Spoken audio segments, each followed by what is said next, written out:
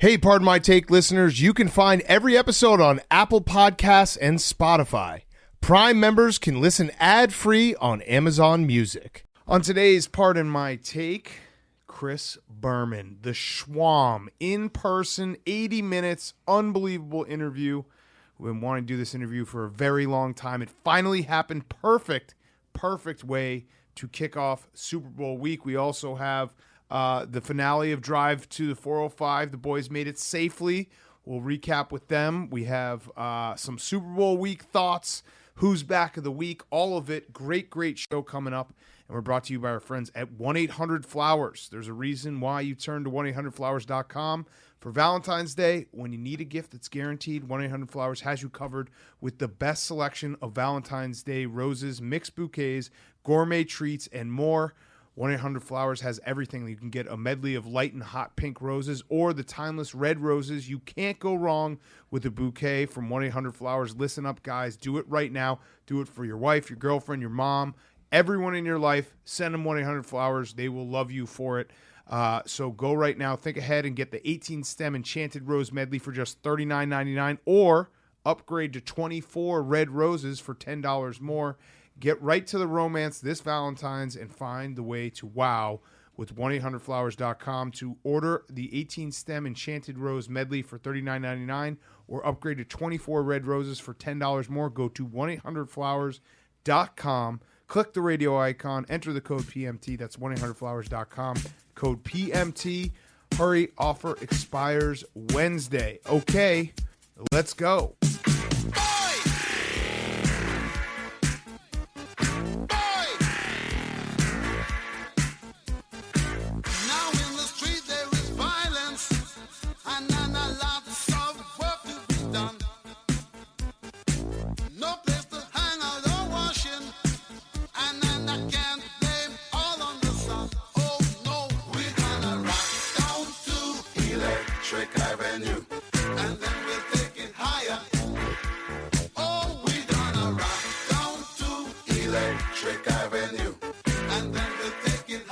It's Pardon My Take, presented by Barstool Sports. Welcome to Pardon My Take, presented by 1-800-Flowers.com. Go right now to 1-800-Flowers.com. Click up top and put in the code PMT and do it right now. Get those flowers in right now because Valentine's Day is coming up. 1-800-Flowers. Today is Monday, February 7th, and we are in L.A.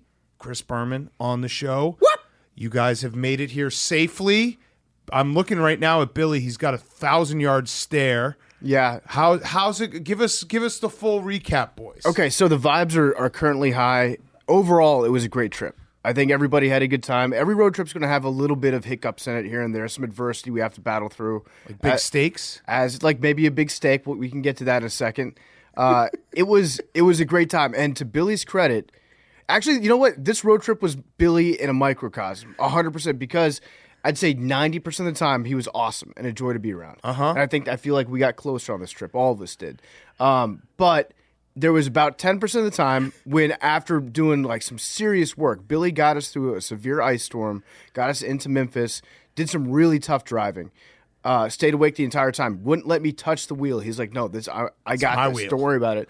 After about 2 days of that, Billy needed to go on another little rumspringer. Billy needed to have like a little mini vacation in the middle of the road trip. So he did the steak challenge in Amarillo at the Big Texas Crushed Steakhouse. it, right? Well, Billy, don't answer that. No, let Billy answer. He wants to answer. He's got the words in his mouth. The video is coming out tomorrow. I don't want to spoil it for Billy. Give us. You crushed it. I'll put it this way: if Billy had absolutely dominated the steak, do you think that maybe Billy would have found a way to start talking about what a great job he did? I think he would have FaceTimed me from the steak, being like, "Look at this. Look at this. Aren't you proud of me?" Billy, you don't have to answer any of this, by the way. No, I mean, the toughest part of the drive was probably Cincinnati to Memphis driving-wise. I thought it was the steak. Well, then when we were going on the road, that's when the ice storm had gone through all the areas. So we were driving at times through about 2 to 3 inches of just pure ice. I've grown to really appreciate Billy's excuses, by the way. Billy's a fucking artist when it comes to excuses. Yes, no, he is. He is so good at them. Like, just reading the blogs that he wrote, every night he'd get back to the hotel, write a blog, and then usually he'd like pass out in the middle of the blog, and he'd be like, but there would always be an excuse for why he didn't finish it, which was fell asleep. which was usually like, Yeah. so I was going to finish the blog, but then I was on my bed, and then I didn't remember anything until the next day, and it's like Billy invented falling asleep. Which is totally understandable. Being on the road is like very tiring. Very like physically, your body's tired. I know you're a young buck, but so the steak. So I mean, we had a great. Honestly, it was one of the best road trip I've ever taken in my life. It was How so many have much you taken fun. across the country? A couple. Okay. Not across the total country, but big sections of it, This is number one. and it was awesome. I'll put it this way: on our way into Hollywood, in the last maybe like we were doing fractions the entire time, by the way, to make it go by faster. I think it was like the last we were 219ths of 220ths of the way all the way to the hotel, and Billy goes, I actually think that this road trip changed my life. And I was like, in what way? And he started to answer, and then me and Bubba were like, actually, Billy saved that part. I want to know So how let's hear Billy's it. life Yes. has changed. It unlocked something in my brain that I don't think will ever go away. Which It's is discovered a lot about myself. anything specifically? Just Wild Bill. This is out great. on the Wild plane. Bill. He's like the kid who goes away for 6 months for Feral. He studied in abroad. school. You studied abroad. Now you're Wild Bill. You got the cowboy hat. I like this. I would like to meet Wild Bill. Yeah, no, Wild Bill was a lot of fun, and credit to Bubba too. Bubba got thrown in last minute. Well, that's 100% his fault. Oh, correct. We had yeah. an awesome But time. Bubba had a good time too. Yes. I think in Snapchat, Steve Romano was also a great partner. We had solid vibes for most of the trip until the part where Billy got drunk and got off his leash for a little bit, and that was a little bit tough. But you know what? Billy snapped back after he went on his Rumspringer. He was fine for the rest of the drive. I thought that was a very funny visual when I read the blog, Billy, of you just getting like drunk on purpose so you didn't have to drive, and then taking a piss every 30 minutes. And having Steve throw out your hot piss out the back window. Okay, that's like that dude, was a that is very- road tripping. Like that's an Yeah. awesome. That's a great part of road tripping. But I think we had such high positive vibes. There's no energy vampires in the car. Everyone was going like balls to the wall. We got in situations like we were in Memphis, right? And we pull into Memphis after white knuckling it through sheets of ice. And the Tennessee power grid had gone down. And we were running out of gas. And because there was no power at a bunch of the gas stations heading into Memphis, there was a possibility that we were not able to get gas to get to Memphis. And we ended up rolling into Memphis, barely skirting by, having to find the only gas station with power in like 2 counties. We ended up late into Memphis, and all of Memphis had zero power. So we finally got to the Bass Pro Shop Pyramid. It was amazing. Absolutely gorgeous. I mean, PFT had a gift that was left for him. yeah. So I should probably explain this because I'm not sure if you did happen to read Billy's blogs. He did a great job recapping the Very entire funny trip. blogs. I got to the Bass Pro Shop Pyramid, which is better than the pyramids in Egypt. They put fucking lakes inside of a pyramid. It's a wonderful, magical place. We go up to the lodge, which is also beautiful.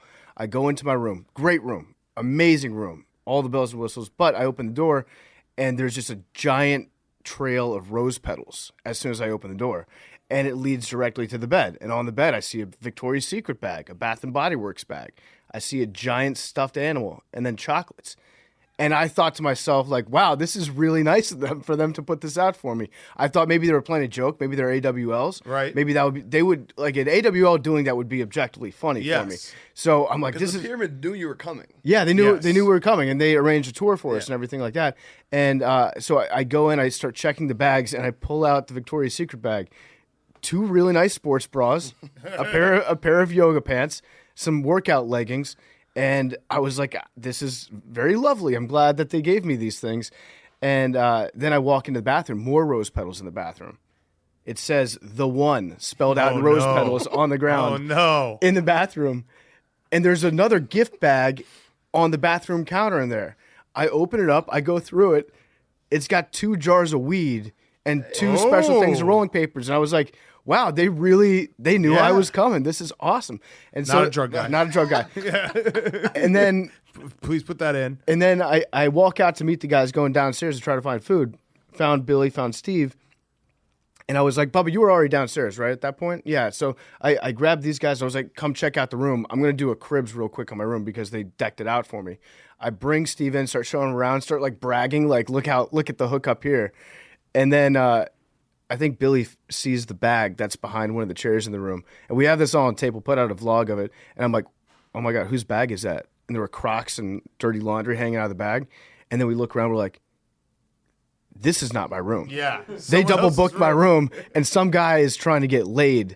So the hardest. Yeah. No one has ever tried to get laid harder than this guy was trying that night. Early Valentine's Day. Honestly, he was coming on a little strong. Yeah. But so Billy starts freaking out. Yeah, he's started like tweaking out. He's like, Wild Bill? yeah, No, well, Bill, I was he's like, we got to get out of this room. Look, we had gotten into the part of the country where everyone routinely carries firearms. Right, but you are Wild Bill. Right, but So if a it's guy kind of- if a guy did you walks have a in, cowboy hat on no, this he point? wasn't Wild Yeah. Bill yet. No, he no, wasn't Wild This is Bill. pre-Oklahoma. Where did Wild Bill? Oklahoma. We Okay. got to the gas station in Oklahoma, and it was very apparent that it was a buy a fun hat part of the road trip. once we got past Arkansas, but then we were I thought if a guy was with his He would shoot significant you, other yeah. comes in and sees the three of us just like Smoking his weed. he walks in, he just starts Trying blasting. on his yoga pants. Yeah, so Billy thought we were either going to get fucked or shot if we stayed in that room. There's a chance that Why they not come both? back into the Yeah. room and the guy's like, wow, okay, I guess it's a bigger party than I had planned for. So then we found out, because there was also a big part of my take basket that they had left in the room for us. So you In the see same where, room? in the Yeah. same room. So you see where my confusion comes Yeah, in. that's So very maybe you got confusing. set up. Yeah, so that was like a minor setback, and then we Well- almost got killed in Memphis. Well, the thing is, we were trying to find food when no one was serving food because there was no power. But we saw Hooters, and the Hooters was, as PFT described it, a mirage in the desert. It was the only place open. Yeah. I'm dead serious. The only place that had power in Memphis was this Hooters. Westies was closed for locals who know. And Shout out. Well, that's the. We didn't even go there. I No, don't know why Billy's Westies- shouting them out. I mean, but Westies Billy's a closed- Memphis local. No, I'm saying there. like, For well, those, people. those who know, No, but like Westies, everyone in Memphis like go to Westies because it's open till 2 a.m. So if you're looking for late night food, they're all probably thinking, why didn't you go to Westies? Westies was closed and they never closed. There was at least a dozen people who were mad at that point of the podcast right there. They're like, what the fuck? Why didn't you go to Westies? Exactly. So But we're anyway, good. show up at Hooters and we meet an AWL who also sees that Hooters is also closed. And we were talking to him like, where should we get food? What should we do? And he says, maybe if you want to try fast food, go down this one road. And if you want to buy beer, there's don't go to the first gas station, go to the second gas station. We're like, okay, fine. So we head down the road we went to and the first gas station by we're, accident. we're realizing that we're probably not going to eat that night. So we might as well just pick up some beers and try to get some calories that way. Yep. Yeah, it was about Wild calories. Bill. That's a Wild Bill move. Classic, Like it. classic Wild Billy Bill didn't excuse show right up there. yet. No, I think that's the beginning of Wild so Bill. if you look Just- at beer, if you look at Coors Light, it's made of wheat. That's in bread. Yep. It's made of yeast. It's like you're eating a sandwich. Yes. Sneaky protein in beer. Yes. Yeah, sneaky protein. So anyway, I've also grown to appreciate how often Billy puts the word sneaky in front of things that are just like extremely apparent. Like when he's like, I was just going sneaky 110 miles an hour. Low key. All yeah. right, keep going, Billy. So we are in a camo Chevy Silverado, a very amazing truck, a truck that people would do a lot of stuff for. It's a truck's truck. Which I think it's yours now. Really? No. So we show up. So the I have a gas prediction station that looks. Billy thinks it's his truck now. The gas station looks very nice, like newly done, like not an old rundown gas station. Looks a fairly great Like a new good gas speedway. there. Yeah, Yeah, like the they have- good shit. Like you go in there and like there's all sorts of tobacco products. There's also sort of energy Like drinks. an extensive beef jerky Yeah, selection yeah, type yeah, of gas like station. good That's what it stuff. looks like. So we pull up, and we're like, oh, does this look like this looks like a good gas station? This must be the second one. So we get out of the car, we walk in. The gas station was like it looked like a. It was the worst Liam, gas how station. would you describe it? It was the worst gas station I've ever been in my life. Okay. Everybody From a inside. Pilot J to Everyone a place where you only inside pay cash. was like wandering around like they were zombies.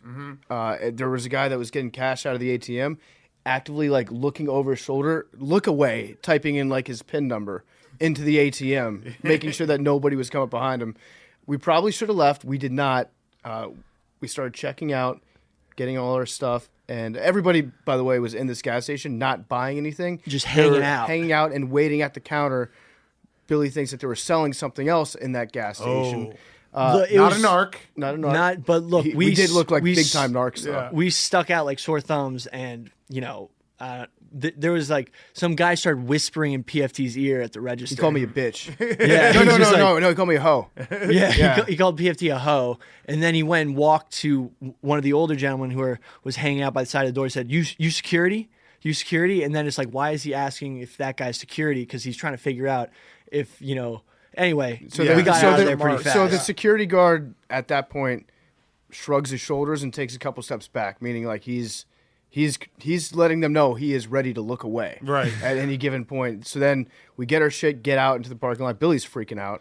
And, no, no. I was cool, man. Maybe I was Wild Bill even had to killed. come because he was like, I gotta Yeah, protect these people. sounds like Wild Bill. Yeah, Memphis rattled them.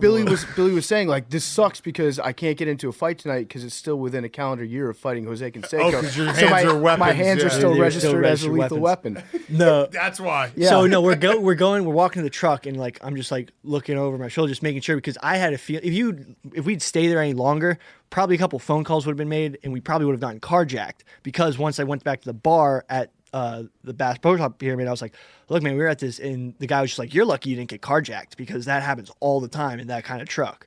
And like, anyway, we The truck, to be fair, probably gave off signals that we likely carry firearms. Well, no, but they couldn't see it. no, they Good point, yeah. Right. So Anyway, you'd have been fine. As soon as John Cena's when we were truck, getting into the truck in the gas station, all of a sudden, two vehicles pull off. You hear a skirting noise, and like, we're just like, what the fuck? Like, how would you describe it? It was tensions were high. Like at the that point. noise in movies before a drive-by shooting occurs. Yeah. Okay. So long story short, we got out of there and we're fine. No harm, no foul. But then we the next day we discovered that there was a leak in our tire. There was a nail. Billy hit a nail. Yes. Not- God damn it, it's Billy. not Billy's How could fault, you? but he did, for the record, drive directly over a nail.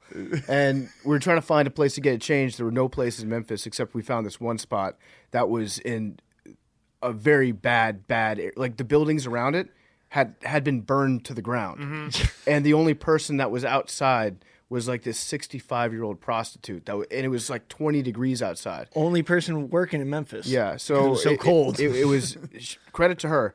And so we're like, you know what? Let's just go over the bridge to West Memphis, see if we can find a place there. We find a place. Then we have to walk to we did a simulated hunt in Memphis, is what we said. We had to walk down the street and find a Sonic and then order at that. Fortunately, we got everything squared away, hit the road. No more major hiccups after that, except for Billy getting drunk. And then we did. Well, that was Wild Bill. That was Wild Bill. You Wild can't- Bill came out. I think Wild Bill doesn't count. Now, as far as the steak challenge goes, which again we won't spoil, but go watch the video that's coming out. Billy, All I wanted to know is better or worse than the hot wing challenge. Better. Well, way all right. better. he way didn't even better. finish a single wing. Yeah. at the hot well, wing that's. challenge. I mean, Way I would more- say like 20 ounces would be the same. Yeah, so we won't spoil it, but Billy officially tried the Big Texan Challenge at the Big Texan Steakhouse. Now, and Start Bob- of the championship. Was DVD. this Wild Bill? nope. Oh yeah, No, it this yeah, is it Wild Bill. Bill. Wild, No, no. So Wild Bill Wild showed Bill- up in Oklahoma. So Wild Bill. So that's not Bill. Billy might have been able to finish it. Well, Wild Bill doesn't play by the rules, so Got it. Wild Bill didn't do the extensive prep work. I'm scared about Wait, Wild Bill wait. in LA. There's a lot of rules out here. yeah, I know. Also, Does Wild Bill I don't wear want- a mask? Wild Bill doesn't like to be told what to do. I don't want to just gloss over what Billy just said right there. You said, I didn't put in the extensive work necessary to take on this challenge. The only work that he had to do was not get drunk before he tried it. Right. That's And it was also in the morning, right? And it was also, It was we got 10 there a.m. at 10 a.m. So we think it'd be a fun idea to have Billy going around from coast to coast, like man versus food, but like just getting bodied by always food, wins, getting yeah. just jacked up by food. You're the Washington Generals. He's the of- Yeah. he's the bro Adam Man. Richards. I mean, but so many people do those challenges and finish. Like, we want to see someone who, like, You can't finish any of them. Yeah, that actually would be a good video. No. Uh, Like, it's like watch Billy just show up and with all, because the nice thing about you is that you would show up to every food challenge being like, this is the one I'm going to do. Well, and then just get bodied time and time again. Let's just remember the challenge, the steak challenge is the steak plus other stuff. Right. So, Okay, you, so let's it's- qualify. and you More- yeah, so you definitely ate the whole steak. Definitely ate the whole steak then, well, right?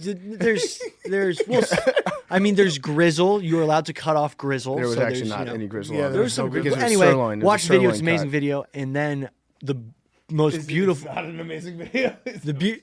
Oh, it's not out. It's not Yeah, out, so, but it all right, will be so out. Don't But- watch. It will be an amazing Yes. video. Beautiful. The like after Amarillo was some of the most beautiful country I've ever seen. Change in my your life. This is where you're just like well, staring also- at the western sky. You guys don't understand. You're laughing, but you don't understand. this is- I mean, Hank and I have driven the exact same drive. yeah, but you weren't doing it after miles. Like the transition. We did of- it in a RV. We literally did the exact same drive. Also, Billy was drunk. It changed my life on too. that. Billy passed out, like completely passed out. It was Billy left the steak challenge, put on a Hans Zimmer soundtrack compilation of just orchestral music, and then proceeded to pass out in the passenger seat shotgun for the next 4.5 hours. Now he's right about the drive through the west part of New Mexico.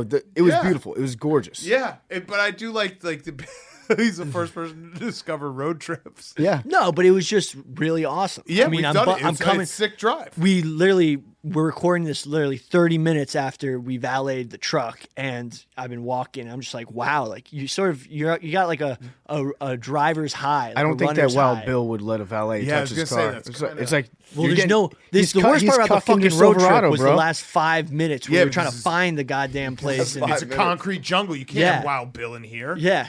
PFT, Bullshit. At any point, I saw one tweet in the beginning, but like at any point, because it worked out, it was a great bet. I think everyone was happy with the content that came out of it. But at any point where you like, I kind of regret purposely losing these last few weeks because I kind of wish I was just like flying on Sunday. Yeah, there was one point, I think on the very first night when we're going out to Cincinnati, and it's registering that we're not going to get there until after 3 a.m.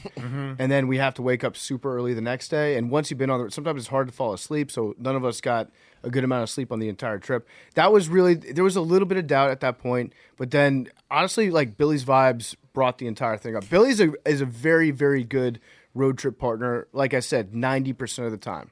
Was the drive straight through to Cincy the right move? Yeah, 100%. I'll accept Huge- the apology. Huge Actually, it was shout. actually Bill. You agreed I with was me, yeah. I was talking that type of.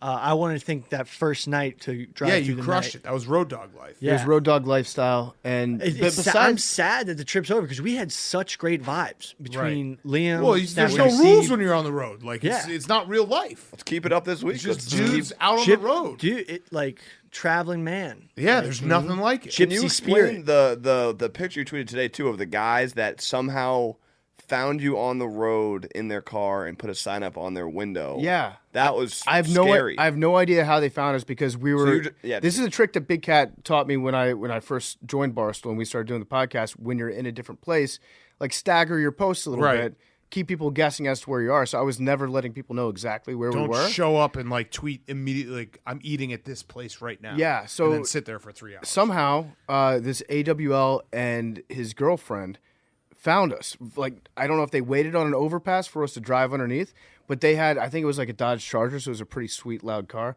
And they got stuff to write on their windows. On the back, it said, "Thank you for your service, Billy." And then on the side, Thank you. it said, "PFT has no eyes." And so then they pull up behind us. They speed around us. We don't know who they are. They honk their horn as they pass us. So my antenna goes up. I'm like, okay, that's probably a listener of the show.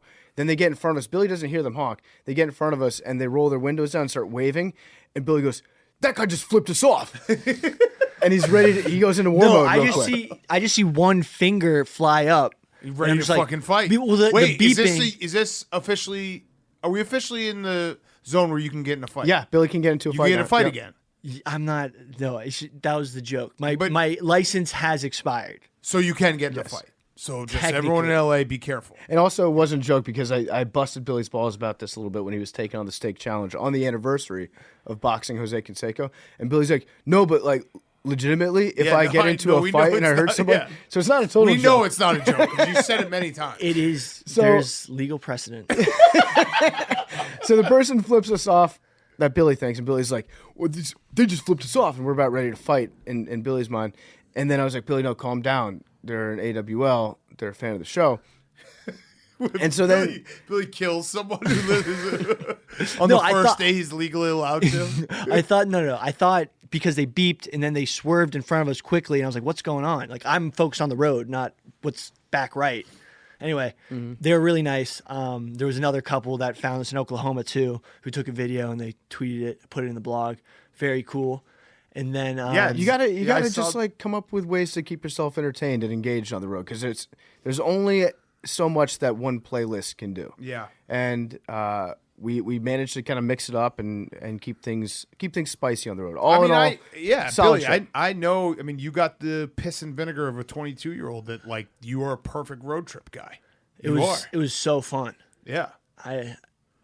I don't know if I ever dude, I'm telling you, just get back in that fucking car I don't and know go if back. I'll ever catch that high again. Just cruising. I Can you I can do- drive back? I do think Billy should just live on the road. Well, so my prediction was that Billy's going to drive the car back and then just like leave it in his house, and then like in like 2 or 3 weeks he was going to come up to my desk and be like, "So, like that truck, like can I keep it now?" I was just been like, you know what? I don't. If no one says anything to me, you can. Yeah. I don't give a fuck. Yeah, it was he was great to have. Bubba was awesome too. So was Steve. It was a solid group, and I think we're just road dog brothers for life now. We'll always have There you go. We'll always have the drive to the 405. There it is. We saw a crater. Okay. Yeah, That was did see a kind crater, of saw a meteor cool. crater. It was the most that the Grand well preserved crater. No, it's a in crater. the world. A meteor struck like 30 miles west of Winslow, so we stopped and went and checked out. It was a big hole in the ground. Sick. As far as holes go, it was one of the bigger ones I've seen. That is sick. Probably I the didn't even biggest. know. When did that hit? 50,000 years ago. Oh, Yeah. fuck. I don't know. I just made up a been big a sounding very long number. time. Yeah. Yeah. It's a big old hole. All right. Anything else from the drive or any other stories before we do Who's Back and get to Berman? I'm sure we'll remember other stuff, but everything happened so fast. If you're on the corner in Winslow, Arizona, look up to one of the top floor windows on the corner. Good surprise up there. A little Easter egg. Oh, did you guys put it there? No, No. it's just Billy thought it was really funny because they painted like a guy Oh, and a you- girl making out You in the sent window. a picture. Yeah, you tweeted a picture, right? Yeah. Yeah. Yeah. Billy thought the makeout session thing was. I mean, it is guy and girl, very like funny. you could imagine. Yeah, I It's was like, saying, oh, it's what are like, they doing? It's like They- they wrote a they third ended up verse together. to that song, Yeah. like an additional part where they start smashing and mushing. Okay, let's get to Who's Back. Who's Back brought to you by Chevy Trucks. Billy, you can speak to it. Chevy makes the greatest trucks of all time. We were going through serious weather, ice, snow, and I felt so comfortable and so confident driving through that stuff in that Chevy Silverado. Grips Fuck the yes. road. Yeah. It's- So we're truck guys. 2021 was a big year for Chevy Trucks. Silverado really made some news. We're talking product news. Silverado ZR2, Chevy's new flagship off-road truck, was introduced in September, and in the spring you'll be able to see it at your Chevy dealer. And what's next for 2022? Chevy revealed the first ever all-electric Silverado built from the ground up on the Ultium battery platform that brings with it new power, new flexibility, and of course a new range of what's possible in a truck. We've seen the Silverado EV. It's really cool on the outside, and on the inside it's got all kinds of new features. Just a lot of firsts for an EV truck, so head over to Chevy.com to learn more and reserve your Silverado EV today. Chevy.com. The new Silverado, the new Silverado EV is going to be awesome. Go right now. Head over to Chevy.com. Learn more and reserve your Silverado EV today. Okay, who's back of the week? Hank, start. Who's back of the week is the Olympics. Yeah. Ooh, we're boycotting. Oh, that's we're right. except the women's Except- hockey yeah, team. the women's Yes. hockey team we're supporting because they're friends of ours and we Yes. coach them. But we're boycotting it. Yeah, someone told me that the Olympics were back. I was like, no, I would have seen something from the opening ceremony or something. Like, no, it's actively going on. And Yeah. Right now, as we speak, there's someone doing some kind of weird thing on ice. Yeah, it's always weird to hear the announcers go out of their way to say like where the Republic of China, ROC, when they're Yeah. talking about Taiwan because they're not allowed to say Taiwan. And then when Like the we're saying Russia, Taiwan. the Russia were that's they were ROC. ROC because they were banned. Rock Nation. So they were taken out of the Olympics. and Russian, then it Russian was- Olympic Committee. Yeah, so it was Yeah. like they're not allowed to actually fly the flag. And then my other who's back of the week, deja vu, but I should amplify it. We kind of predicted the future, but Harambe. Oh, Said it. yeah. I said it last week. Harambe So was bad. back. He kind of went viral. We had Sam Hubbard on. The clip was very funny, where he very clearly was like, "It's something we don't talk about." Like he was very clearly joking, but he did say the words, "We're doing it for him." Yes. And that's all it took for that interview to get picked up by every single news station like in the world with a dead serious quote that's like, "We're doing it for him." Sam Hubbard says the Bengals are playing for Harambe. It's perfect. With no sense of irony. It was amazing. It's so perfect, and it's the perfect time for it to all come full circle because we've had this conversation off air many times. Like, when do you think Harambe jokes are going to be funny again? And it's like perfectly coincided with the Bengals. There's a formula. I think we can extrapolate from this that like 5 years. They always say that like what is it? Comedy equals pain plus time. I'm probably mixing up the pain part of the equation, but time is always the factor in it. I think 5 years is now officially the amount of time when something can become funny again. There was that one article that was so funny. It was like, well, first it was Big J wrote it. Right. They referred to me as PFT commentator, and then they said host Big Cat, Dan Katz, asked, do you think it's fair to say that you would have stopped the Harambe situation if you were there? And then they gave his answer to like how he would have like bowed up on Harambe. Yes. So yeah, that was very Shout out funny. Mike Francesa. Watch that clip again. This gorilla. The gorilla. Just the way he says gorilla. The best. All right, PFT, your who's back? I mean, my who's back was going to be Billy. Because Billy really showed up this week. He really did. Wild Bill or Billy? I'm very proud. Billy. Billy, because even underneath the cold, hard, Wild Bill exterior that we all know and love so much, there's Billy in there somewhere. He just the formula with Billy is let him fuck up once out of every 5 days. Let Billy just be a real piece of shit, and then he'll come back. It's like you got a dog, let it run away. If it loves you, it will come back. If it doesn't, it was never meant to be. And then my other who's back of the week was going to be just what happens in Vegas, staying in Vegas. Because it looks like, well, actually, this is proof to the contrary. Looks like Alvin Kamara has a warrant out for his arrest in Vegas after the Pro Bowl. Wait, wasn't Already? Yeah. No, it looks like it says right here, at approximately 5:50 p.m., they were dispatched to a local hospital where a person was reporting a battery. Was battered at a nightclub located in the 3500 So this was block. probably yesterday? No, it's because he played in the Pro Bowl, I think. So... they arrested him after the Pro Bowl. Have you ever noticed that when it's an athlete getting into a bar fight, it's always a nightclub? Yeah. And it's never they never just say like at a bar. It's like at a local nightclub establishment. Maybe if they were tackling at the Pro Bowl, guys would be. It was pretty crazy watching that. Like it was. I know that the Pro Bowl has always been weird, but they did try a little bit back in the day. This was that pick six that Patrick Mahomes threw, which was like. Did you see the highlight? I didn't see that one. It was. No one even came close to. I think Winfield from the Bucks picked it off, but like, no one even wanted to tackle him. Like they were running out of the way. Yeah, I did see the Mac Jones scramble for the touchdown. Yeah. Where like three guys two-hand touched him. He didn't play by the rules. He just ran all the way to the end zone. Which credit to Mac. I probably would have done that too. They had the new rule. They were trying out the new rule to spot and start or whatever. I don't know what it's called. Where you basically instead of a kickoff, this is what the Ravens proposed for overtime. I think a year ago or 2 years ago, where you pick a spot on the field. So like if I say, okay, your own 10-yard line, then the other team decides whether they're on defense or offense. Oh, I like that. Yeah. So there's I think the AFC did have like a 97-yard drive or something because they picked the 3-yard line. They're like, all right, we'll still take the ball. Yeah, imagine electing to play defense in a Pro Bowl. Right. You're like, nope, I'm gonna bury you guys deep, play the field position game. But it would be cool to be like in overtime, be like, all right, we're gonna do the 1-yard lines. Like, okay, well, we'll play defense. Yeah, there was one point where I was watching the highlights of somebody running, and the guys don't want to get hit, they don't want to tackle. I understand. No, why that. would they? Yeah. I wouldn't either. They should let the players play while they're all on Instagram Live on their phones, like the Antonio Brown rule, and have everybody with one hand with their phone facing themselves, broadcasting to their own audience during the plays. Personally to their own audience. Yeah. That would be sick. Yeah. It was a fun over to have, even though we didn't have Wi-Fi on the plane. But a lot of people were like, dude, why would you take the over in the Pro Bowl? Like, I think there was a few unders in a row, but like, who the fuck cares? Why would you ever bet on the under? Yeah. Yeah. On the Pro Bowl? Like, what are we talking about? What were you say, Billy? Body craves content. Contact. Body craves contact. Mm-hmm. Kamara Yeah. just Maybe didn't get yours should enough start in the Pro Bowl. craving sirloin. Ooh. Sorry, that was bad. That was mean. I'm sorry. We're road dogs. Well, wait till we see the video. Yeah, Right. Anything can Wait till happen. the facts come out. Maybe Yeah. You could edit it. You could CGI it. No, maybe it looks different Maybe than what he it's a remembers. Great sell, yeah. Billy totally thinks it's going to come out and he's going to be like, I finished it in the video. Yeah. All right, my who's back is the Blue Bloods because Kentucky and Duke are awesome.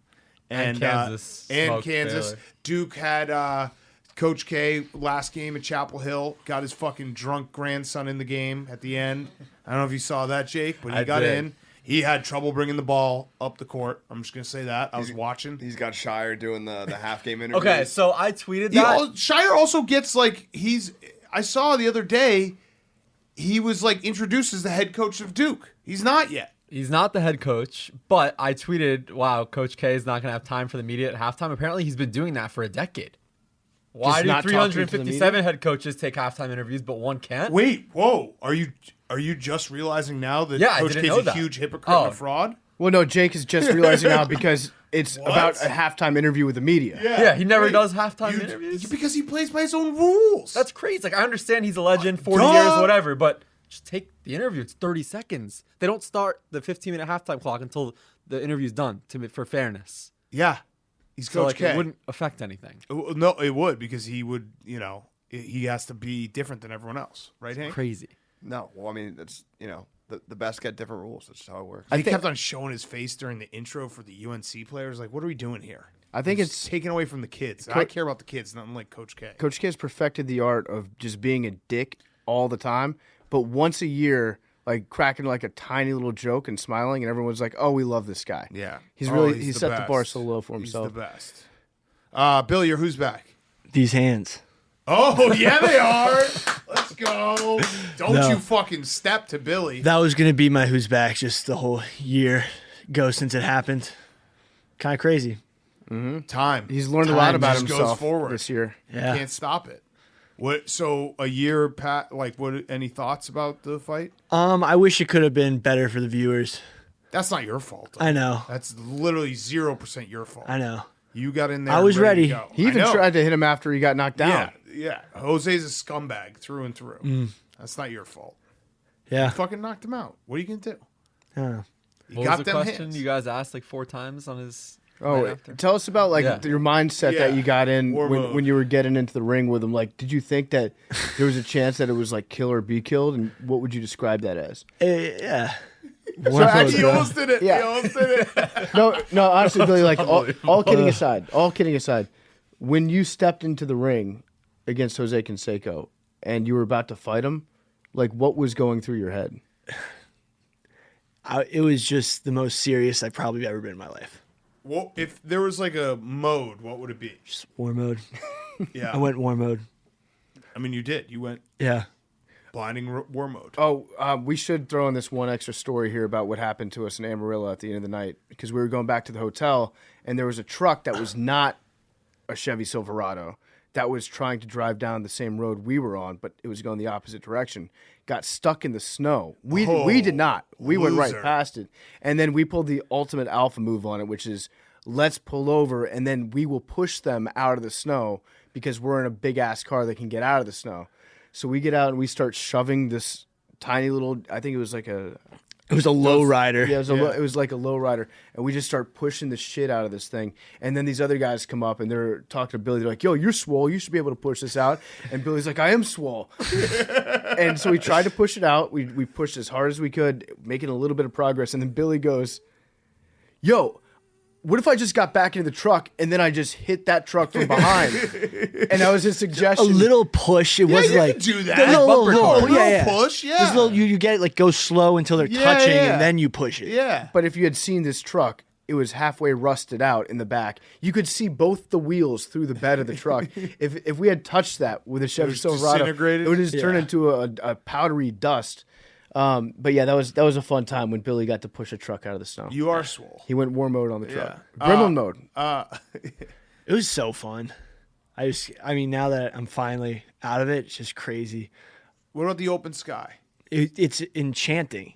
It's like you look at it and it's just so wide open, Mm-hmm. and you're just like, wow. Yeah, he was saying, honestly, like when you look at the open sky and you see how big the western sky is, that's the reason that our forefathers decide to explore the West Coast, because Facts. Everyone's like, genetically, "Go west." genetically, Yeah. it induces endorphins in your brain that make you want to explore. He's right. Awe-inspiring. Yeah. All right, Jake, your who's back? My who's back aside from the investigation and the tanking is the Dolphins. Oh, yes. They hired a new head coach, Mike McDaniel. Watch that clip of his. He seems a very media friendly guy. Yes. Big personality. He's going to save Tua. Yeah. Yeah. That's big for you too. Expect us. So looks like it's an exciting hire. Shout out Deadspin. They called it. Another white guy gets hired. Well, so then Schefter tweeted out, and he says Mike McDaniel, who identifies as biracial. Like why do you, I don't know. Yeah. Do you have to put the identify word in? I think he's just biracial, right? This is not a big deal. What are we doing here? Yeah, but he seems like a cool guy. I don't cool guy, I don't know anything about like what his responsibilities were on the Niners. All I know is that Kittle said like I want a clause in my contract saying that this guy's attached to me for the rest of his career. That's good enough for me. So he's going to be a Dolphin, Kittle? So Kittle is going to go to the Miami Dolphins. Love that. Wait, so Florida has recreational weed?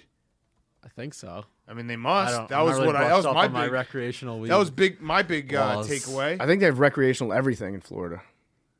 Oh wow, they don't. All right. I don't know. Hopefully, I can look it up though. they can figure that out. Well, he probably has a card, right? Probably. He probably can get weed other ways. I'm pretty sure in Florida the law is like if you're not actively killing someone, then it's just chill. Just like try to get away with it. Don't make us do too much work. That was the first thing when I saw it. I was like, oh wow, I didn't know Florida. Medicinal, yes. Decriminalized, no. Okay, so maybe he has his medicinal Legal status mixed. There we go. Okay. Yeah, I actually like that hire. So Yeah, what do we it have seems left? Texans, Saints, and Vikings got Kevin O'Connell. Yeah, I think So that's it. I'm actually very happy because I was afraid that Jim Harbaugh was going to go to the NFC North. You And see who the front runner for the Texans is right now? Lovey Smith. Lovie Smith and Josh McCown, I Yeah. think, as well. It's looking like And then McCown's not going to get it. Okay. And then Eric Bieniemy in New Orleans I think- is interviewing. I feel like if you're Eric Bieniemy and you've been waiting for a good place to go, a place where you're set up to succeed, like New Orleans seems like a pretty good option. Yes. That's good for him. Stable, yeah. I'm a little bit upset that Harbaugh didn't go to the Vikings because it would have been so funny to watch how much he would have hated Kirk Cousins. Yeah, and Dan Campbell. Yeah, they would have fought. Yes, there would have been incredible fights at midfield for sure. Yeah, no, I'm very happy that the Vikings didn't hire him because he's a really good coach, and he would have. It's going to be weird because the NFC, and we'll get into it more with Super Bowl week, but like Tom Brady just retired, Aaron Rodgers may go to the AFC. Who the fuck knows where he's going to end up? Like the NFC is going to be wide open for a little bit. Here. Wait, I just realized McDaniel and Kevin O'Connell, I think, were also coaches on that 2013 Washington Redskins team. Who? Josh McDaniels? No, No, McDaniel. Mike McDaniel. McDaniel. Got it. So I think that now, like, a sixth of the league or like a fifth of the league is now former coaches from that team. That sucks. Also, bonus who's back, retirement. Shout out Joe West. Big guy. I know you're a big Yes. Joe West guy. Oh, I can't believe we didn't. Yeah. Yeah. Joe West, all-time guy. Yeah. Kevin O'Connell was not. He was not. Okay. No, he was Good, not. Good. He started his coaching career in 2015. Good. Okay. Yeah, Joe West. I'm gonna miss him. Stare I tweeted out a downs. couple clips. The Bumgarner stare downs, all time. Nelson Cruz selfie and during the All-Star Yeah, the selfie. game. I had the picture of him when he was signing autographs at Wrigley for little kids, not making the game about himself, just respecting it. Also, who's the guy he fell on top of when there was a play at the plate and That it was took him so like good. a minute to get off? Well, he didn't even get off him. Yeah. He had to be helped off from behind, like pried off. Rajai like- Davis. Yeah, I'm gonna miss him so much. God damn it. and his country albums. He's the best. So He's a great singer. He's the one guy who like he made it all about himself, and I was like, it was actually kind of endearing because it's like he makes it so much about himself that you have to respect it. You remember? Didn't he get hit with a throw to second base at one point? Yeah, They he just like did lay a down. flex. Yeah. He did a flex, and then he also obviously had the white armband. the white armband, so that people would stop being mean to umps across America. All umps matter. Yeah. Yes, good call though, Jake. All right, let's get to our interview with Chris Berman. Unbelievable interview. 80-minute interview. We went up to Connecticut. This is the interview that Bubba did sleep through. But that's okay. Because I know people were asking. Yeah, well, it's like God bless the broken road that brought Bubba on this car It trip. also was the perfect scenario for him that it was like immediate punishment. We're all's forgotten. Did your phone get fixed? No, his phone's still broken. That sucks a lot. Okay. Chris Berman brought to you by our friends at Coors Light. Do you ever feel like you're always on? What do you do when you need a moment to chill? Well, crack open a Coors Light. Coors Light is mountain cold refreshment made to chill. Coors Light is cold lager, cold filtered, and cold packaged. It's literally made to chill. It's as crisp and refreshing as the Colorado Rockies. Perfect for a moment to unwind. Coors Light is the beer I turn to when I'm sitting on my couch. How about this week in LA? We're going to have a couple Coors Light, maybe after the show right now. Coors Light is the one I choose when I need to unwind. So when you want to hit the reset button, reach for the beer that's literally made to chill. Get Coors Light in the new look, delivered straight to your door with Drizzly or Instacart by going to CoorsLight.com/take. Celebrate responsibly. Coors Brewing Company, Golden, Colorado. CoorsLight.com/take. Thank you to Coors Light, our wonderful, wonderful sponsor. We love Coors Light. We're going to be having some Blue Mountains all week and all weekend long. Super Bowl weekend. Nothing better. CoorsLight.com/take. Okay, here he is, the Schwam.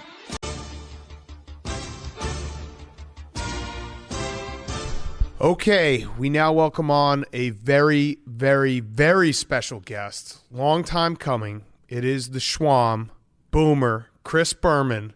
We're very, very excited for this. This has been, like I said, a long time coming. An honor for us. I was thinking about it because I'm actually nervous for this interview. We've done a lot of interviews. We don't want to mess this one up. So I was like, what can I'll do it for you. Yeah, what could I start with though? Like, oh, hey, Schwam, tell us about 1979. I figured maybe an icebreaker. If you have the wallet, we could just start with the wallet. I want to start with that. Let's start with first the of all, wallet. you got to understand, first of all, good, nice to be with you fellas. This has been a long time coming, and I appreciate I'll show you the wallet in a minute, but you don't get it right away. I appreciate really the respect that you've shown me, and I didn't know it so much in 16, 17, 18, but as time has gone on, and I don't know what I've done to deserve it. But in just playing back, and Derek and Josh, our PR mavens, sent me like the last 6 weeks so I could hear past the 2 minutes. Yeah. I'm going to give you 2, and they're like throwaway lines. They're not. No one circles the way. I get it. And all the. I should have started the answer with a whoop. And then you're set, right? But we'll do some whoops. Yeah. No, okay. Yeah, I have many questions about the whoops. But there were 2 of them. One was when the Jags lost to, or they won, but they still clinched the number 1 overall draft pick. As first reported by Adam Schefter. Yeah. Yes. I lost it. That's like a throwaway. It was like, okay, that's funny. And then Chris Boswell with the Steelers. I don't know if you used it before. Chris kicked a field goal, or Chris Boswell, New Mexico, the UFO. Like, these guys this is another level here. Here's what I'll say, because this is out of respect for you and reading everything. Your nicknames would always be spur of the moment, like pop in your head. Pretty much. It takes us a while to do those, so that shows how hard it is to do and how good you are at it. Because we sit there every Sunday night for about an hour and a half going through all the games, and everything I've read about you, it's like if the nickname comes in 30 seconds, it's there. If not, we go to the next guy. Pretty much. That's incredible. Back in the day in baseball, I would do the 2:30 in the morning show, and so you'd see a name and the box score or whatever, like, okay, what can I, but you don't sit there. Usually they might have to have like 1 beer, not on a work day, but like, okay, 1. But if it doesn't, or let's say if you guys wrote in or threw me a couple, or guys on the crew or women on the crew, hey, what about if I laugh? Well, it's good to have ghost writ. So here it is. This is really slimmed down. This is nothing. It looked like you went on a diet. Well, what happened? You had a bad week in gambling last week. I'm supposed to say You lost some money on the Niners. Program. But no, this is it's well oiled. But no, this is like that's a at full least snake, half, if not a third of what it was. But this is pre. You got to understand. I used to have cards of everybody in here, but this is pre-internet, pre-phone. So I had commissioners, senators, everyone was in it's here. It's the Schwam. That wallet is the Schwam. Can I hold it? This I just want to feel. It. It's a full snake. It's a full snake that it took to make. There's a few 50s in there. Go ahead. This is got some heft to it. Yeah, but it's not. That's nice. I'm telling you, dieting. Wow, there you go. That'll cost you 2 Hawaiians. When you pulled it out in 60 minutes, though, one of the funniest things I ever. didn't know that was happening. And it's like, one time I was on Leno and I forgot it was because I didn't want to leave it in the back. So my side pocket, just like, it's huge, right? And that was the side being interviewed on. I was like, I looked at it later, like, are you kidding? Looked like I had like a 20-pound weight in there. But there's your wallet. So I love came it. all the way to Connecticut to see the wallet. Now, Yeah, it's I will interview give over. one thing and then I'll be done. So nicknames. Okay. So our maven Josh over here has started, Big Cat, so Galarraga. Yep. Maybe others have called you that. I don't know. But when he played, of course, came up with Montreal, as so many of them did. What a great farm. So I started calling him Le Grand Chat, which is the big cat. Ooh. And he liked it. I don't know how much French he knew growing up, but in much Le Grand Chat. So if you're Le Grand Chat, now I've got to do something that French also. It's not a direct translation, but Le Raconteur. I mean, it's not a comment, I like that. but it's a storyteller. It's a purveyor of information. So Le Grand Chat, Le Raconteur. You didn't know we were doing French. I like did not. Je t'aime. Is that French? Yeah. Did I just tell you that I loved you? You did, but it's Oh, okay. that's a Freudian It's your Le slip. Yeah. Raconteur. You can say whatever you want. Amazing. Speaking of the nicknames, I don't know if you're aware of this or not, but we're friends with Booger. We love Boog. Oh, He's come on the the best. show several times. Makes fun of me all the time. He makes for fun being of Big fat. Cat's Yeah. weight. He's in a bicycle gang with me. And we decided one time we're going to try to incept you with a nickname because he watches the games with you sometimes on Sundays, All the right? time. We watch all of them. So we tried to figure how can we get inside Chris Berman's head? What is a nickname that we can throw out that he might actually pick up on? So we told him that the first time Jalen Hurts threw a touchdown, he should say, "Hurts so good." And it made it to the air, and you said it. Of course. That was from us via Booger, our gift to you on the air. And we loved it. We used it. You probably would have gotten there on your own. Yeah. Because it felt like the Cougar, that's right up Boomer's alley. Oh, I mean, John Cougar Melon Ball. Yeah, I mean, that's a great song. But then later on, like playoff game, it Love Hurts. That was Nazareth. I'm Yeah. going back. I mean, again, a lot of these are predating you guys. Oh, but they're on we the know radio. a lot of the songs. We They're know a on the lot of radio. Yeah. So So thank you for that. Hey, no, the honor was all ours. Hurts so good. Yeah. He had a few games. They got into the playoffs. Yeah, I think he's nice a little fine run. quarterback. Yeah. I think when he's playing within the system that they've got there, he can be He's good. okay. yeah. Did you see him dodge the stands falling apart at FedEx Field, Yes. though? Yes. That showed me composure. Not Because only he almost composure, got hit. but a sense of where the rush is coming from. Yes, absolutely. He knew exactly where it's coming. So I was reading before we sat down with you, right? I knew the nicknames. I knew everything. I didn't realize the story, and I don't know how often you told it, that the nicknames almost went away for a little bit. No, they did. You had a producer who said, cut it with the nicknames. And then George Brett saved it. Can you tell that story? Yeah, It's incredible. Well, so in the early days, look, when I mean, again, a lot of your viewers, listeners, and you have a million or what, nobody imagines your age group, even in your 40s, that, cable TV, I'm going to pay $20 for 36 channels. Why would I do that? I have to sleep. We didn't even have tape machines then, right? You have to sleep. You have to eat. You got to go to work. How could I? At any rate. So who knows who's watching? My first 4 years, I did The Late Show, which was 2:30 a.m. It's 11:30 in California, and it's 8:30 in Hawaii. So a lot of people watching. Yep. My friends, and at the time, and I don't care if you're up late, even if that's your regular deal. Stuff just comes out, right? So a couple came out from back in college at Brown. Like, this is only 4 years later. I'm on TV, or 3. And What was the first one? it was either Frank Tanana Daiquiri Yep.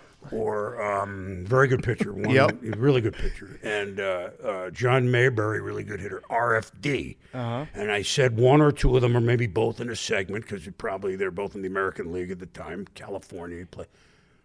And we go to a break, and I get in my ear, what was that? Now, that's not where you were going. Yeah. They just came out. It wasn't a plan. It just came out. It's 2:45 in the morning. Frank Tanana Daiquiri. I've been calling him that for 4 years, just not on national TV. And although it's 3, it's late. It was okay. Nobody got hurt. And the cameramen laughed. And so the next night or two, we did a few more. At any rate, now we go about 5 years. And I probably have 800 of them because it's baseball. you try to embellish a little bit because it's every night and not all the games were video.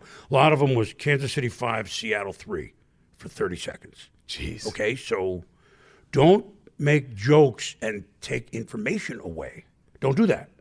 But if I'm going to say Frank Tananadakari struck out 13, it cost me a half a second. Right. It didn't, hey, here's a funny joke. When they'll tell me about the game, please. See, so it was okay. So we had a new executive producer, high up, name, it doesn't matter anymore. Like early September in 85, when no, you can't use him anymore. I've been doing it for 5 years. Like, whoa. Everybody likes him. Well, we're trying to. He had no real reason. Probably it wasn't his idea, which is usually the way it goes, right? Well, what do you mean? Like, no, you got to stop. There's 3 weeks left in the season. First of all, if he's any smart, you do it in November. Maybe nobody knows, and then they don't come back. Right. So, okay, so that's about 3 weeks. I'm telling a little too long a story, but the only way I could have my own fun was Mookie Wilson and was William Wilson, and Sparky Anderson was manager of the Texans with George Anderson. And Whitey Herzog, I called him Durrell Herzog. So you cut all the nicknames, even the ones that were no, yours. He didn't tell me that. Yeah. I did. Yeah, right. I He like didn't a know silent what I did. protest. Durrell kinda. Herzog. Who's that? Like, well, he manages the Cardinals. He said no nicknames. I'm just doing what you told me to do. Even Babe Ruth once I called the George. So, but whatever. That's my own. He didn't know. So the Royals. George Brett is a great friend of mine, and he loved the nicknames. That's how we met. And Game 1 of the ALCS, remember, there's only West and the East. They played Toronto, I think, and George Graham was covering it. And George Brett he's George Brett, right? And here are the Royals. And so there's 30 people, and our George Graham, wonderful person, one a great professional, great friend, said, George, can I get, and of course, at ESPN, I get, but wait, are we rolling? Yeah. But wait a minute. What's the story with my man not being able to use his nicknames? Well, these are all the baseball writers. It wasn't out there. There was no decree. It's 1985. And a couple of the TV writers were there. Because this is George Brett. Like, if you're going to interview a Royal, it's George Brett. Right? And by the way, they won the World Series that year. But he said, I'll do the interview, but this is BA. I mean, you can swear. It's bullshit. Well, no. This is George Brett. Yeah. And, of course, our management thought I put him up to it, or thought George Graham was involved. No, I didn't. The next April, they were back, and he was gone. There you go. He fought the law, and the law won. It's just. I'm sorry. It's an incredible story it's that innocuous. George Brett. It's innocuous. That also speaks to your relationship with guys, and being able to be in the media, but also be friends with some of these guys. And it was like, I just read that story. I was like, George Brett saved Boomer and the Schwab. He did it. Well, he saved the nickname. Yeah, and he wouldn't try. He was pissed. Yeah, he was mad. This is game 1 of the. It's like, don't worry about that. Worry about what the starting pitcher for Dave Stieb or whoever was going to throw. No, he was more PO'd about that. Because he was mad he also didn't have a nickname, right, when you first met him. Correct. He goes, how come we don't have a lot of nicknames, the Royals? George, are you kidding me? He stuck out his head. George Brett, hey, how come the Royals don't have a lot of? I mean, I don't know, George. Like, I can't call you Wonder Brett. You've been established too long. I'm not going to go halfway through your career, Johnny Bench. Now I'm calling him Park Bench. No, too late. Yeah. Right. So, and Quisenberry is hard to get, right? Yes. So I don't know. And then he said, what's your nickname? I said, well, not really, because you'll have one after the game. It was a pennant game. It was like the last week of a season in '82. He had the winning hit. And here's again, interview in the locker room. He's describing the pit. Well, it was low and away. He goes, there he is, Ethel Merman Berman. Like, you just played like a big game. Like, who cares? Uh-huh. He's my guy. Amazing. So, he's my guy. How did you get the name Boomer? Okay, that's and my first year, late, one of a man that became a legend at our place, who became the head of all the technical, named Chuck Pagano, local boy here in Waterbury, Connecticut, who became executive VP just because he worked hard and did his job. He goes, God, you're deep voice too. You're loud on these highlights. we're going to call you the boomer. Like that came from a coworker, if you will. Mm-hmm. And it stuck. And, we've had arguments, Esiason, David Wells, et cetera, which was the bigger boomer, keep me out of that. But so it came from a coworker who worked the overnight shift with me, and it stuck. Like in the early days, maybe even in your world, your first 3-4, something really worked. You weren't planning on it. You go with it. Yeah. And it stuck. Yeah. What about the Schwam? Well, that was mine. That was. And I that love the was, Schwam. I'm picking games. Well, so now it's 1979. I start October 79. It was football season. I do the late. It's a sign off the first 6 months. Like good night. Well, maybe not Friday night. That we went neither here nor there. I said I'm gonna pick 5 games. Against the spread of the week. You just said things like, it'll be closer than expected. You didn't. I mean, this is 1979, 1980, 81. There's all sorts of ways. They're going to win much more handily than you think. I mean, duh. What am I telling you? And I put the score up. Oh, yeah. Always put the score up. So you could figure. And it was never right on. It was always at least a field goal one way or the other. Right. So I left no doubt as to what I was picking, and then I gave the record with spread. And it would have the little thing next to it. Because I remember as a kid being like, wait, he just picked like the Cowboys, but why is the thing next the 49ers, to the Dolphins? cover. Like what? And I always loved the scores. The scores. Like you're the only guy that would be like, all right, Cowboys are going to beat the Niners 19-11. Like what? Where's that score? Or a defensive game. I go 3-2. Yeah, I'm not telling you to bet the under necessarily. It's just 3-2. It's 3-2. Yeah. Or one I had. I don't know. Like 74-70. Like just you know what to do. Like you get the point, right? Like that's not the. But it's a wink without hitting you over the head with it, which I think sometimes the audience feels like they're involved in. They have an inside joke with you. Something that's understood, but you're not explicitly telling them, which in turn will make the audience like you more because it's like, oh, I identify with this guy. We speak the same language. Wasn't doing it with that in mind, but I think that's true. And another thing behind the scenes, I mean, we're primitive technically. I mean, and not only 79, but even 82, 83. I told audio, I told Chiron, we called it, which is the graphics, you have fun in this segment. And we did it live, too. So Tampa Bay, put them in orange.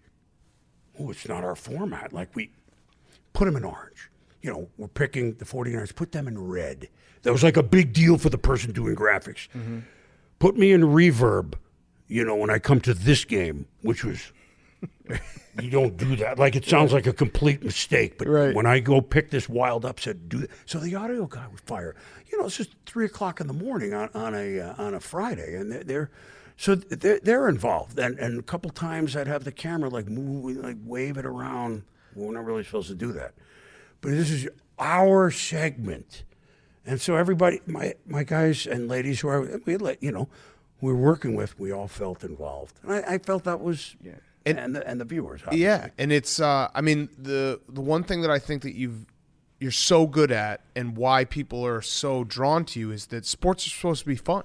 And you always had fun. And that's the thing to me is like, if the person's having fun, you feel it. And you know that they're enjoying this and they're not taking it too seriously. And that's what comes across. Don't you believe that? I mean, this is not necessarily where you want to change our jobs. If you're walking down the street and someone's digging a ditch, I'm making it up, whistling and listening to music, let's say has a boom box so you can hear, you might even stop and watch for a couple minutes. Not say, good, I want to be a ditch digger, but okay, I'm in.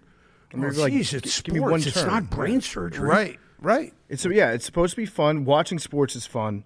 Watching people do highlights about sports, that's supposed to be fun too. I think just like the contagious enjoyment that you brought to it influenced everybody else that came up watching it. I think we've gotten away a little bit from that in the last few years too, where people think that sports, it always has to mean something bigger. And while sometimes that's very true, sometimes sports are just like, that's what people use to blow off steam.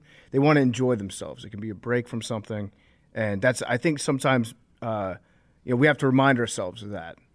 You're a good inspiration for that. We've always appreciated that about you. I'm not alone with it, but here's what I would say. So for 2/3 of our career, for example, primetime, let's just do that, not even the baseball sports center. Primetime began in 87, and until like 2005, pick a year, 2008, you saw 3 games. Yeah. You live in New York, Chicago, Yeah. Washington. The Arizona-Seattle game that was 48-45, you might have seen one drop in because it was a 90-yard bomb in the middle of the game you were watching, the Cowboys, right? You have, well, that's the best game of the day. Here's 5 minutes. So, and do it. This is where they make a mistake now. Everyone assumes, and they are. You hear about, oh, there was a play, and you call it on your phone in 1 second. That's cool. But even at the end of the day, when you know everything, here's a meal. Serve me the whole meal of week 12. Yeah. For example, or even all the baseball, or pick your sport. Give me the meal and those doing the highlights. I've stayed with this 42.5 years. I am old. I have socks older than you guys. I keep them for floods. But What about the ties? What's your oldest tie? ties I got about 300. You know. When was the last time you bought a new tie, though? Well, I kept buying them up till COVID. Now, Okay. Then I looked, I went, like the one I wore this week, like, damn, I haven't seen this in 10 years. I love this tie. It's like, I forgot it was in there, you know, and so some of them are, 80s, where even a hot color, like just a color like purple or turquoise was, woo, I still got those. But Did a producer ever say, like, hey, boom, that tie, like, it's too much? Well, it can be, but never wore the ridiculous. Right. Maybe doing a Giants-Dodgers game and I wear a palm tree tie. It stop. Right. But back to just the people should not assume that everyone watching has seen the game or the highlights. Therefore, you owe it to the viewer to do them like they're live, even though it says, and it's going to be, and he's going to leap over a tackler. Wait till he jumps and then say it. Don't say it. Hey, he's going to leap over a tackler and score a touchdown. Well, he's still on the 15. Mm-hmm. Right. Give it to you, the viewer, like it's happening live, even if it's a game that you've seen. Like a playoff game, we've all watched them, right? Yeah.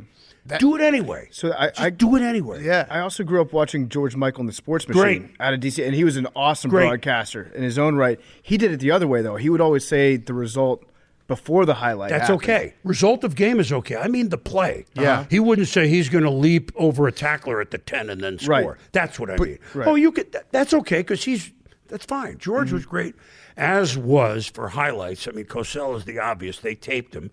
Our fastest 3 in the day was live. Like you could make a lot of mistakes. Yeah. Live? Did you ever screw up real bad? Live halftime? I mean, I used to have a thing with my director, Jeff Wynn, like just keep the puck in front of us, And at the end of one, if it was like, I think they got one by us, like. But it's so true about prime time, and it's hard to explain it now because we're both 37. We grew up in the 90s. We remember prime time was the thing on Sunday night. You sat down, and you're like, I want to watch every highlight. It's hard to explain now to kids who are 25 or younger because they've always had Red Zone. Right. But it was it. You would like Sunday night. You sit down, you watch Boom and Tej, and they tell you everything that happened in the NFL on Sunday.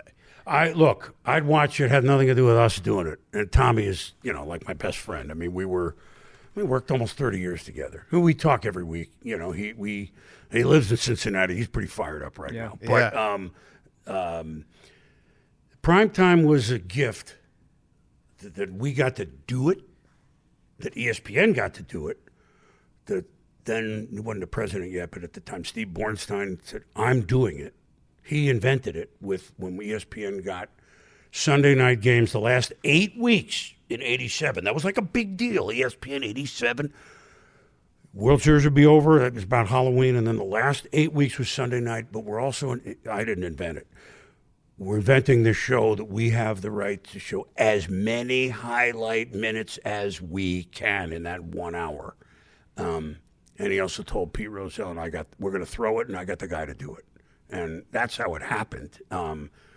We can't on the Plus show and on the championship, and then after the Super Bowl thing. But the regular, because NBC has Sunday night, when they got that in 06, they have the rights.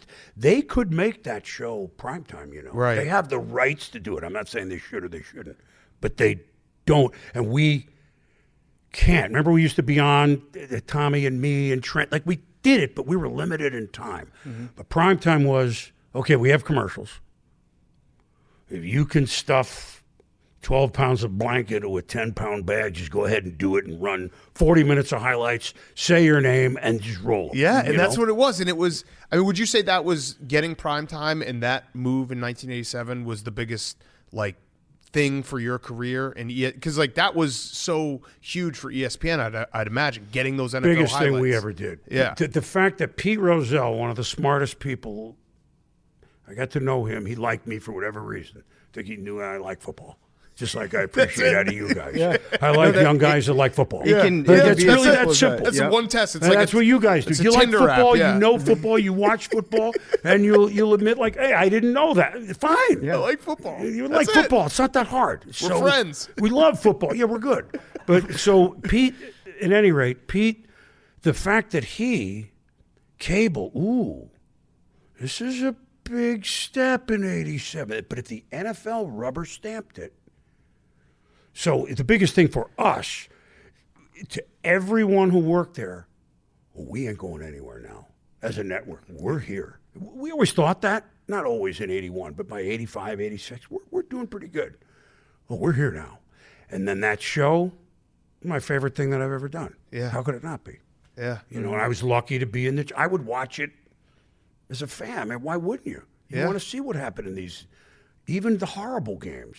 You can't, there's no highlights you could show at you know, on the network, a drop-in of 8 guys squealed pigging the ball, and it's, you don't show that. Well, we do. Yeah. You know? And the music. Yeah. The And music then, is everything. You know, the natural thing that you would say if somebody was doing the squealed pig play, that would be a whoop situation. Yes. No. The rumbling, bumbling, stumbling, and fumbling would be part of it. The whoop came from Barry Sanders. Ooh. Okay. So that it came as a whoa. There's no other way to describe Barry's. I think his ankles were bionic. Tommy and I both think this because there's no way you could swivel as a human being like this. At the speeds, And so that was the whoop. That was more Barry's moves that come from Barry Sanders. Uh-huh. He's the impetus for that. And now it's anybody that kind of does that. Yes, now it because the sound, I get stopped all the time, like 15, 20 years. What? Like say it. What? They go nuts. But it's so now I've moved it to the squeal pig. But it was started with Barry Sanders, and of course a Lamar Jackson type of player you would do it with. But that's where it came from, out of respect for Barry. So, what is the secret to a good whoop? I've heard you hit somewhere. There was it one on bounces a off the back Washington wall player. and What comes back. Was it McKissick? Yes. He left. It was like down at the right somewhere. Yeah, it early was. in the year. It was against the Falcons. It was like early October or something. You let out this whoop that I swear. Oh, yeah, you it could hear echoed. it. It bounced off the back wall of the studio and came back to you. Yeah. I heard it twice in highlight. I was inspired by his leap. Like he took a 5-yard. It was like someone trying to do the pole vault, you know, in the Olympics. Like he's running a long way to take this leap. It wasn't just a little leap because the tackler went low. I don't even think the tackler went that low. He's a little guy. Yeah. So he went. It was like the first. It was at halftime, right? Yep. So it was the first real whoop of the season that I could crank out on a halftime play. I do think of that every now and then. Early in the year, let's put more ingredients in it a little bit. You got to warm up the pipes, right? You got to warm it up first. Yeah, it was not the first You got to play. It was prime like the 2 pump a minutes little in. bit. Right. Yeah. Yeah, So yeah. do you like open up your chest? Is it from the diaphragm? Is it Just like McKissick did. I took a running leap. Yeah. It is. I mean, even you doing those little whoops for Barry Sanders, like we do it, but when you do it, it's like, oh yeah, that's No, just but you're wrong. doing it. You like it. Yeah, It's but like good. the way you Public just domain. did that, the Cat, little it's whoop, public whoop, domain. whoop, whoop, like it's not the same. It's public only domain. you. We also love the Raiders. I try to do the Raiders when we run the scores back. I do it as much as I You can. do a good job. I've heard it. Thank you so much. That means the world to me. But when I do it, I feel like it takes my my entire body about 2 minutes to recover from it. I don't know if that's something. It does. It hurts. Yeah, it's like. Well, that really is. It's taken on a life of its own. And everybody loves that. And Scott, of course, Van Pelt runs it. I mean, he has my best couple, and he has it on a button. Even if they're not playing, I think he presses it. It was really an ode to Al Davis, who really liked us. This is Al's voice in the 80s when I met him first couple times. You know why I root for ESPN? Because you're the underdog. Just like that. Okay. Yeah. And the Raiders, and they were winning all the time then. Of course, you heard him all the Raiders. So that's really an ode to Al. So a lot of these are ode to Barry, Al. But the Raiders now, everybody loves that again. That's great. That's a Louis Tiant windup. Okay, that's a Raiders. And I didn't even. I'm Right. Yeah, you're just taking batting practice. I haven't had right a now. sip of water in a half an hour. Yeah. So, you know what? I'm gonna. So I'll be ready the next time you ask me. So all right. So the whoop, the Raiders. We got to do circle the wagons because that's. I mean, that picture too of you holding the big Bills jersey. Well, and we're honorary members of Bills Mafia. We love the city of Buffalo. Mm-hmm. We love Josh Allen. But there's just something about no one circles the wagons like the Buffalo Bills. It just. Well, that team of the late '80s and '90s were. I mean, they never won a Super Bowl, but they only wanted to go to 4 straight. So say no more. And it's Hall of Famers. And obviously Jim Kelly and Andre Reed and Thurman Thomas and Bruce Smith. And, you know, they may have others. And Cornelius Bennett was a great player. We could go on Marv Levy's in the Hall of Fame. Bill Polian, one of the great executives of all times in the Hall of Fame. Ralph Wilson, the owner's in the Hall of Fame. I mean, and it's Buffalo. Right. You know, it's other than Green Bay, it's about the smallest now. I mean, it's the Bills, and this is the city in Western New York. They asked for nothing. I started picking them in '88. They were horrible for the whole decade. They thought I was out of my mind. They started 4-0, and I got to the championship game and lost to the Bengals. I actually thought these Bengals, except they've now gone to the Super Bowl, reminded me of the '88 Bills. Like I wasn't sure they were going to get past Kansas City, but they've already announced we're here for a while. Like, we're really good. Yeah. You know, I actually said that. So I forget what game it was, and I just cranked it out on prime time. No one, you know, looking right in the camera. Like, no one circles the wagons like the Buffalo Bills. And it became a war chant. Even the years they were terrible, I mean, up until Josh here and Coach McDermott, et cetera, not a lot of great. Right.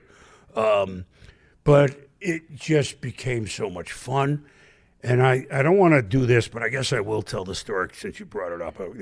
So if you're a rock and roll singer, let's say, because I saw Billy Joel in Fenway, and then you're singing Piano Man, and everybody knows the words, right? He played at Wrigley. He played all these places, any arena. And you get halfway through, and then you lay out, and you hear, if you're Billy Joel, like hear them sing every word. And he's like, oh my God. Like this is. So when Thurman Thomas had his number retired, it was only about 4 years ago. It was on a Monday night, and they asked me, would I come up and the Bills? It's a quick, I'm going to speak real quick. Someone else is going to say something for a minute. Thurman's going to speak. It's halftime. And I got up for 20 seconds. I mean, again, the place is packed. They're playing the Patriots when the Patriots still beat them a lot. They played well that night, Buffalo. They weren't ready yet, you know. I think Josh was a rookie. Okay, so I think, yeah, he was. And I said, okay, Buffalo, you know where we're going here. We're doing it on 3. And like this, and there's 70,000. I went, no one. And then I stopped. And I heard, circles the wagons, like the Buffalo Bills. Wow. That's Billy Joel singing Piano Man. Incredible. It was really, my relationship, in my 43 years, the relationship that I've ended up by accident because I'm on ESPN and the Bills and it's Buffalo and the players, the team, the organization, the players, and the city 30 years later. It's the most rewarding relationship I've gotten through my job. They're great people. Yeah, They're great people. We've experienced They something ask similar. nothing. They ask for nothing. Yeah, every time we go, it's like this place. They're just so nice to us. So you did do, I have to ask, the 7-year stretch. The Schwam predicted the Niners versus Bills, And for people who don't like, they're like, oh, he was just putting on 7 years in a row. Either the Niners or the Bills went to the Super Bowl, and you predicted Niners Bills every year to begin the season. You were so close a couple times. Close this year. You're close this year. Yeah, I mean, I know I hadn't really thought of it. It's gotta Hey, happen. you could get it. Yeah, the I Schwab picked them Bowl. 12 years in a row. And here's part. Well, I'm loyal. I'm a Taurus too, so I'm loyal and I'm stubborn. But the Niners were my relationship professionally in the '80s, and I can call a lot of those guys. And obviously, the same with the Bills. So when the Bills got good, '88, I started it then. I did 12 years around the first 7, one or the other. Never the same time.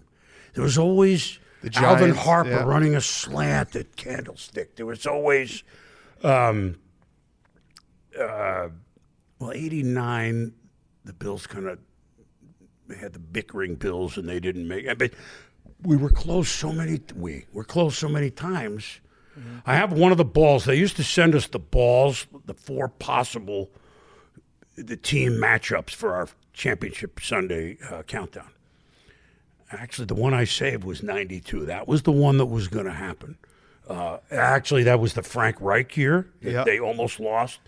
But then the Niners, Dallas was up and coming, but not really yet.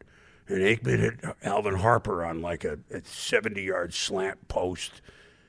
And I have that ball. I bring it out every now and then, That's amazing. Bills versus Niners Super Bowl at the Rose Bowl. Mm-hmm. You got to keep that. That's perfect. Right. Can we go back just a little bit to before you even became a broadcaster? Because I read that you were a history major in college. Brown, yeah. At Brown, right? Yep. I like it. So yes. What inspired you? Like, why did you decide to study history? And then what made you change into, pursuing broadcasting as a full-time gig? Well, Abe Lincoln wasn't a good football player, so I had to move on. That's the funny answer. But although he probably could have been. You have interviewed presidents too. Probably a great tight end in the red zone. Well, Abe, Abe, post a tight end, just throwing the ball. He was good. No. To answer your question seriously, Brown. So a little different in the '70s. Brown had a really good. I always wanted to do this. Le raconteur. I always wanted to do this professionally. I thought it would be cool. But I also didn't, I'm not saying right or wrong, didn't the journalism school, no good. Don't get me wrong. No, I'm fortunate enough to get into Brown. I love history. I'm going to do it. I wrote 40-page papers. I'm a pretty good writer. I mean, I don't mean like as in a novel, but Brown had a really good radio station, 50,000 watts. So back then, it wasn't so much, I'm not going to take a course in it. You do it on your own. Like going to college, anything. I think I want to go into drama. I want to do plays. I want to do this. Do it on your own. If you find you're not spending the time doing it, that's probably not really what you want to do. And I became the voice of Brown, Bruins football and basketball, et cetera. So it wasn't like a change. I knew history was just doing it while I was there. And so my first job was at a little radio station in Rhode Island right out of college for about a year. And then a little less radio station right near here in Waterbury, Connecticut. And then I got on, I don't know how, because didn't have the full, but I had, you got the 70s mustache. Yeah. And you have, nothing. My hair wasn't I got the Troy long. Aikman. Huh? I got the Troy Aikman. I'm face-bald. Well. It's never coming in. No, yeah. but late 70s, I had this, and I had hair to, it's what we look like. Not like I was anything, what are you trying to prove? Well, I'm trying to look like the guy right next to me. So, and I got on TV in Hartford just the weekends. $23 on Saturday night and $23 on Sunday night. Hartford, I'm not talking about Presque Isle, Maine. I'm talking about Hartford. $23 after minimum. Great. And I was on for 3 months. So I'm just 24. I'm kind of ahead of the curve a little. I mean, I wasn't really good, but I'm on. It's not bad. You're doing Hartford. That's a decent sized market. I'm on. Well, only because they didn't. The second job was we're the UHF station. We didn't have a full-time second gig, so they just needed somebody to come in on Saturday and Sunday night. I'm your guy. And then ESPN was just starting. And I said, I'm not even going to send you a tape, and I'm pretty raw, but go look. And, I mean, I know that's not the question you asked me, but it was, I always knew I wanted to do it. I love doing history. I set out to see if it would work. And then we got on ESPN in October 1st, 1979 with 3 months. Had ESPN been 3 years in existence, not 10, 3 years, never would have hired me. Not on that experience. No way. So as we were getting ESPN off the ground, how close did it come to failing right off the bat? Were there ever any times where you were like, I don't know if this concept can work? You mean the ESPN as a concept? Yeah. Well, I was too young to worry about that. So, but to answer your question, because I've certainly had a lot of time in retrospect to think about it. We had Getty Oil was our benefactor, and how that came together, LA-ish, I don't know, but they were making money, and they were in it. We knew they'd give us a couple of years. None of this trickled down to me. I mean, look, I'm going home at 3:45 in the morning. They didn't get me on the hot phone and say, well, what do you think? What do you think we should tell our investors tomorrow? Right. I wasn't in that loop, but a year in, I thought, this is a good idea. Who knows if cable's going to do this, which we didn't know, and who knows if we're going to do this, which we didn't know. But I think there's people, just for us, there are people out there, well, here, you're two of them. There are people out there like me, because I'm running into people more on the West Coast like, hey, you're the late guy.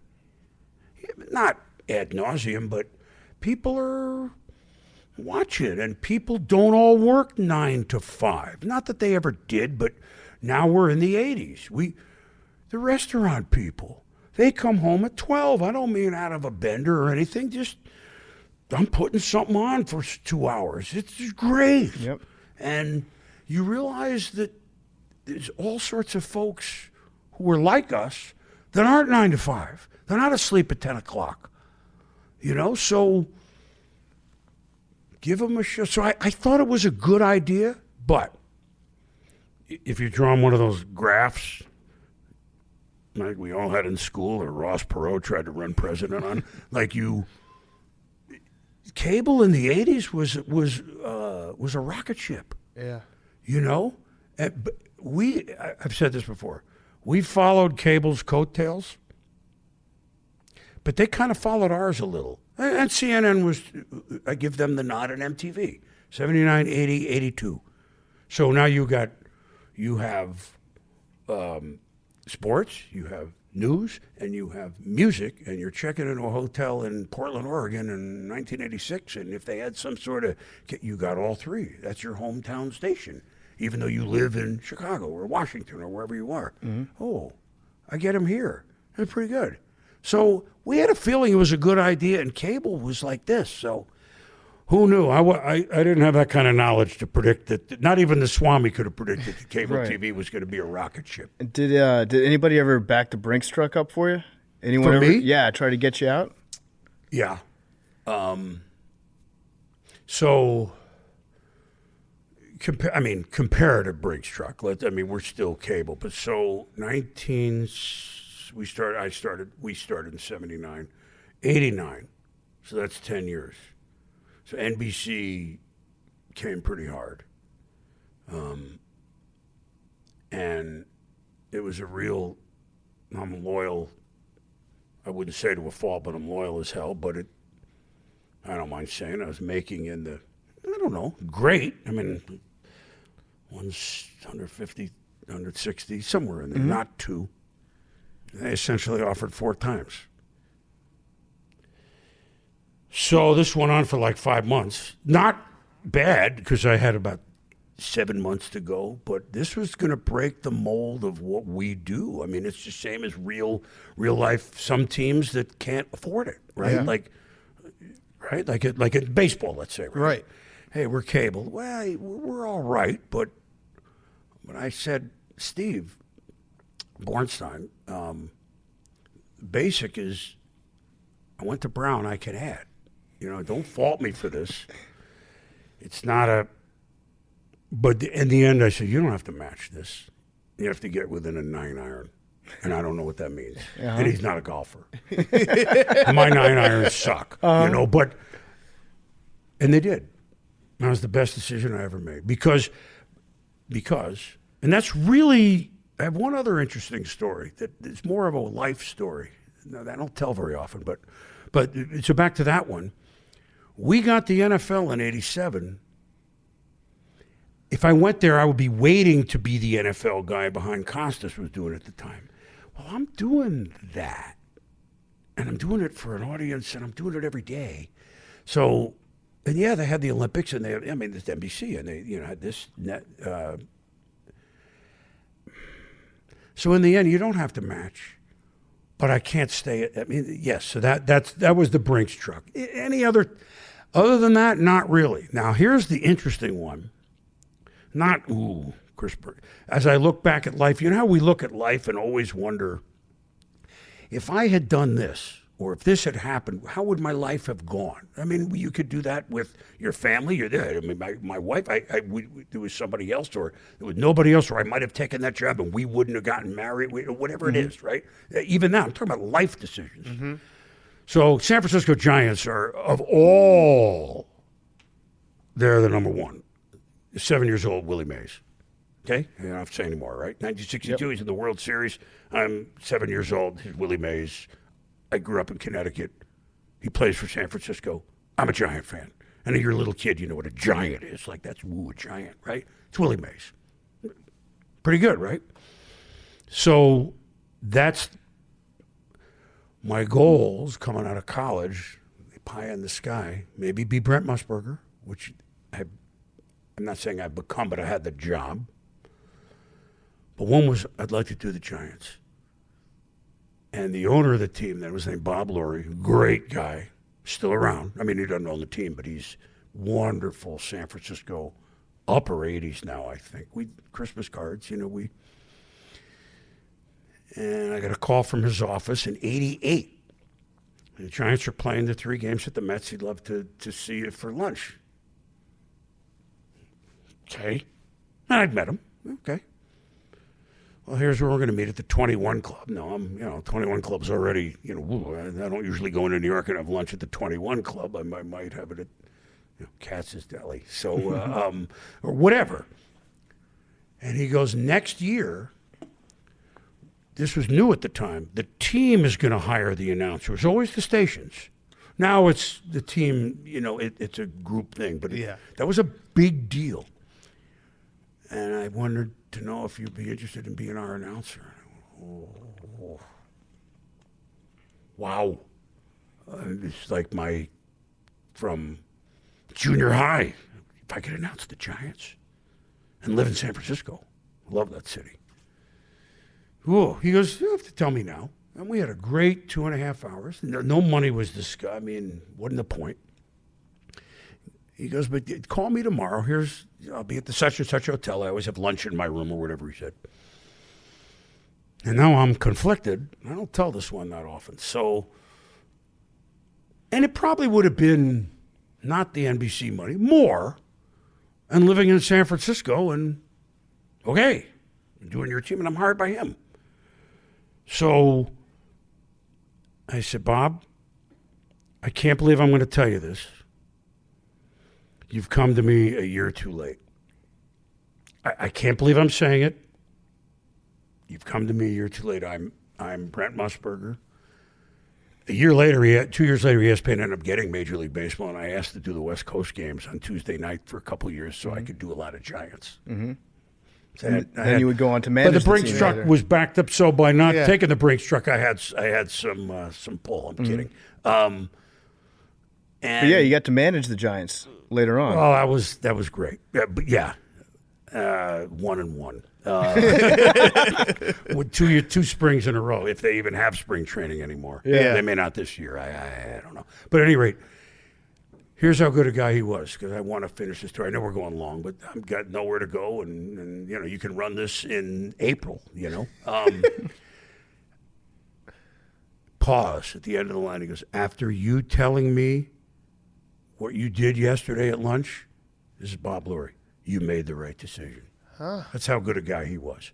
He also took less money in selling the team in '93 not to have it move out of town to the Trop, the Giants in the Trop. Really? Yeah. Right. But then that's not a knock on St. Pete. It's just they're the Sanford. I know they were New York, but this is But he took less. That's the kind of guy he is. Less money. He got plenty, but less money because he's a San Francisco guy, and he thought they're a pretty good group. McGowan in that group, and they're going to stay. So speaking of San Francisco, we have to bring it up. The Catch. You were there. You love it. Is that true? You were there? You've seen it? We got to run it. It was. You got the hair. 40 years ago last month. Yeah. I mean, we had to run it. You had to. No, I ran it again. I mean, Just play it again. I mean, it was the game itself. There were a lot of turnovers in it. It was not as far as a pure game like Kansas City Buffalo, where there were no turnovers. Like, I mean, we can get to the football now. I know we're going to get there eventually, or maybe.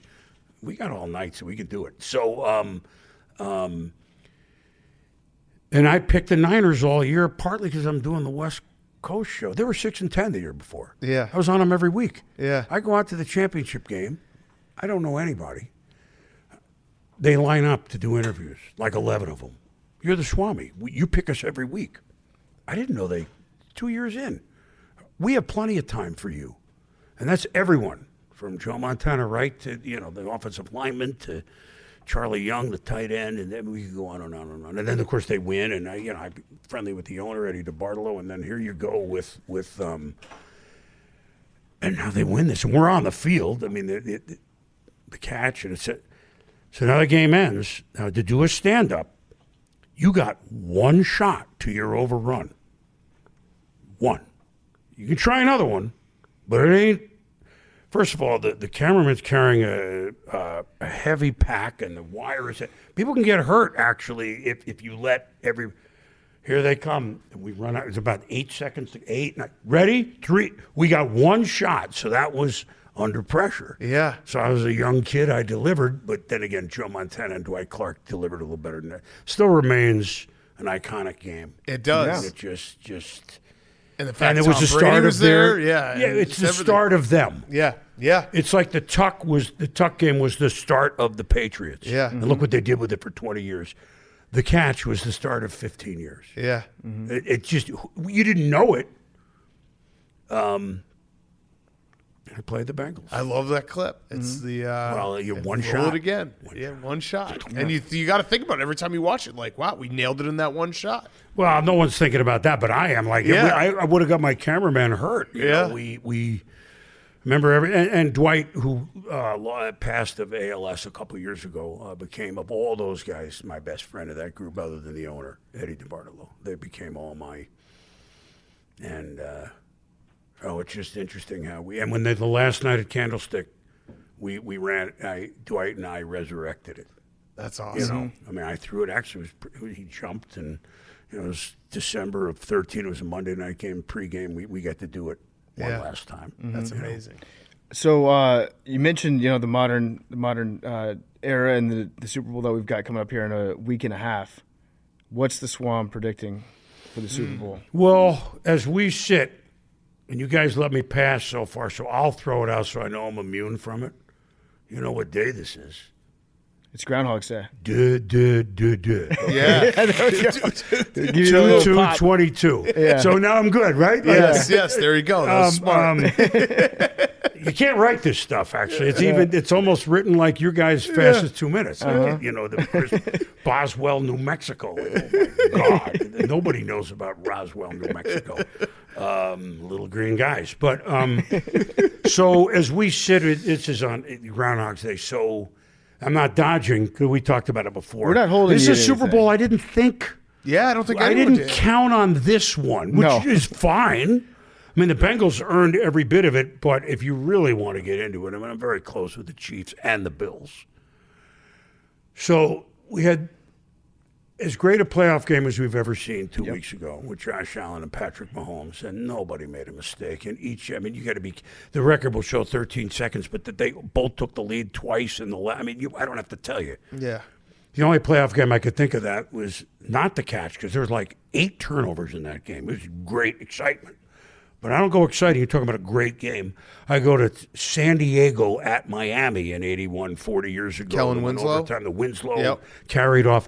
That's the only one. And by the way, San Diego, who won it, lost to Cincinnati the next week. So maybe that's the problem. So here's Kansas City, did all that to beat Buffalo, and then they laid that egg in the second half. Give the Bengals full props. I mean, whatever they did. Patrick Mahomes, this is Wednesday.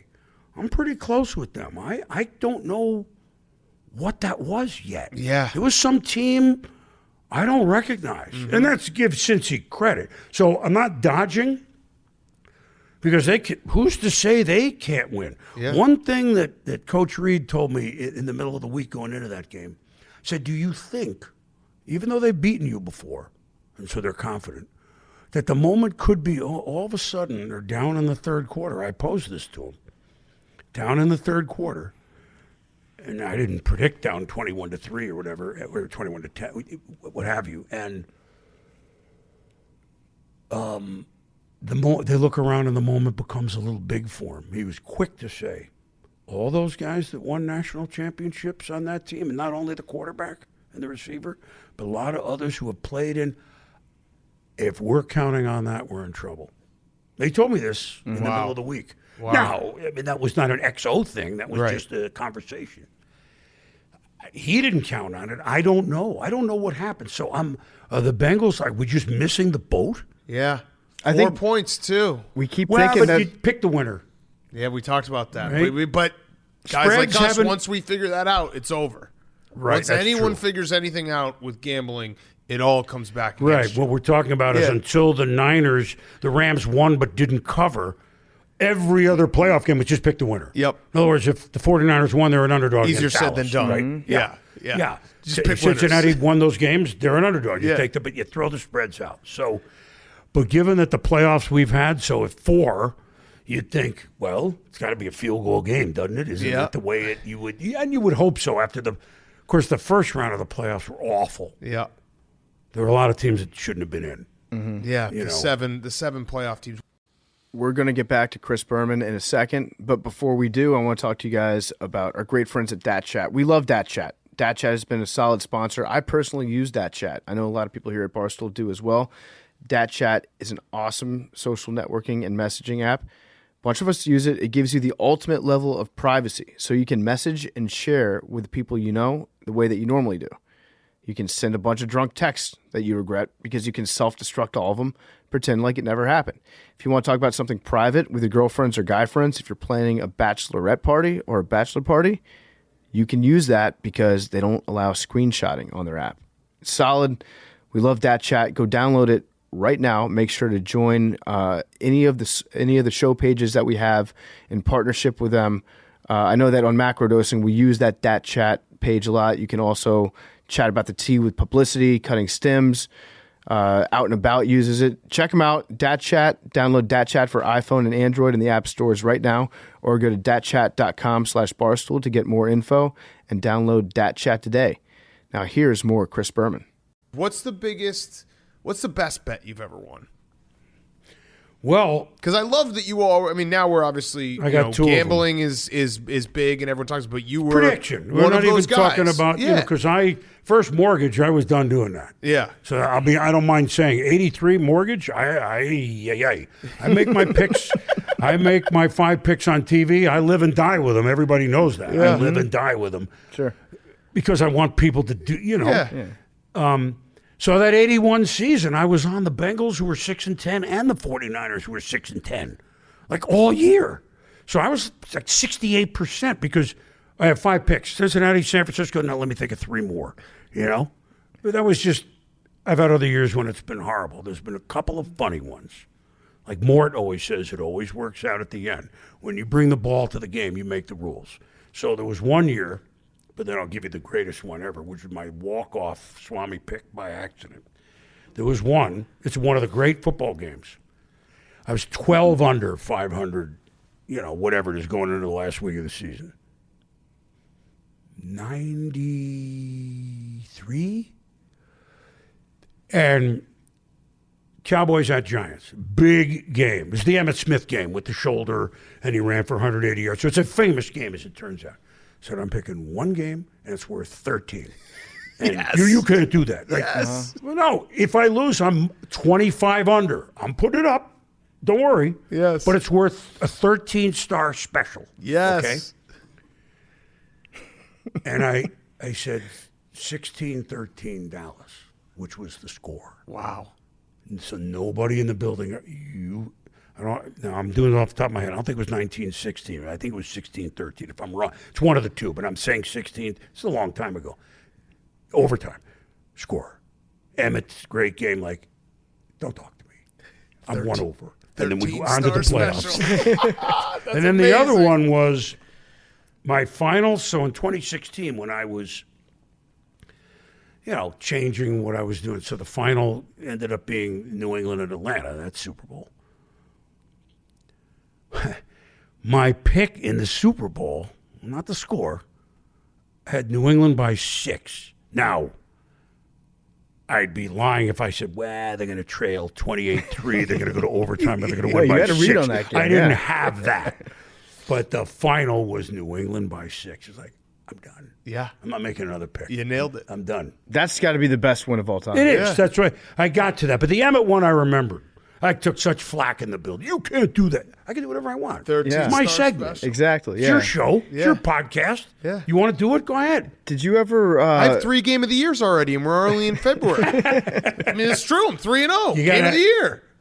You got to have 3 games. Yeah. And you got another one. People maybe. are like, how do you have this many Game of the Years? It's like, well, I keep seeing games that are Game of the Years. Especially when you win it. Yeah. 3-0. What are you going to do? If you win it, you do it. It's your ball. You brought it. Exactly. Did you ever happen to run into Hunter S. Thompson back in the 70s, 80s? Because No. he was another big gambler. I know he was tight with Al Davis back then. Well, Pete Axthelm, who we worked with, was Hunter Thompson's buddy. But no, I don't think I met him back then. I mean, all that stuff was legendary. They all were, the New York gin mills and the Jimmy the Greek Circle and I didn't. I mean, they ran an interesting life. I was not yet. Remember, we're up here. We're 2 hours away from New York. You didn't go in and do whatever and then try to make your way home. So the answer is no. It would have been interesting, though. Yeah, for sure. That would have been an all-time hang, I would imagine. Pete would have been there, work with us. Pete Axthelm was like Jimmy the Greek on NBC. I mean, Pete was brilliant. He was with us our first years in prime time and countdown. Or game day, we called it then. Yeah. One thing I wrote down that I have to bring up, we're a big fan of yours all around, big fan of your golf game as well. Right. Love the wide brim hats. Has anybody ever told you, like, maybe don't wear a gray shirt when you're going to be out in the 95-degree sun? Shirt. Yeah. Sweating, I sweated at 12. Okay, so I sweated a long time ago before I was, I'm better. I lost a lot of weight now. But, I mean, again, it's the Titanic losing a few deck chairs. So they're floating right out there right now. So gray, I never wear gray. No, it's always colorful. But I mean, if it's warm and hot, and you got a carnation shirt, or a nice sharp purple shirt. Look, if you've ever come to my studio, which now but back in the day, 3 hours, countdown. Even in September, the camera people had to wear a jacket. You could hang meat in there. Yeah. Because I sweat in an igloo. Yeah, okay? I run pretty hot too. After I do a show, shirts. yeah, this is Hawaiian perfect shirts shirt for it. Yeah, hide a lot of stuff. Yes, they do. It's like a Magic Eye poster. Black, and that would be black. rough. Always, but I wear black shirts. Well, right, because, but not on a golf course when it's 88. Yes. Can we tell you something funny that you probably have no idea about? That's a very weird. You're going to think we're stalkers.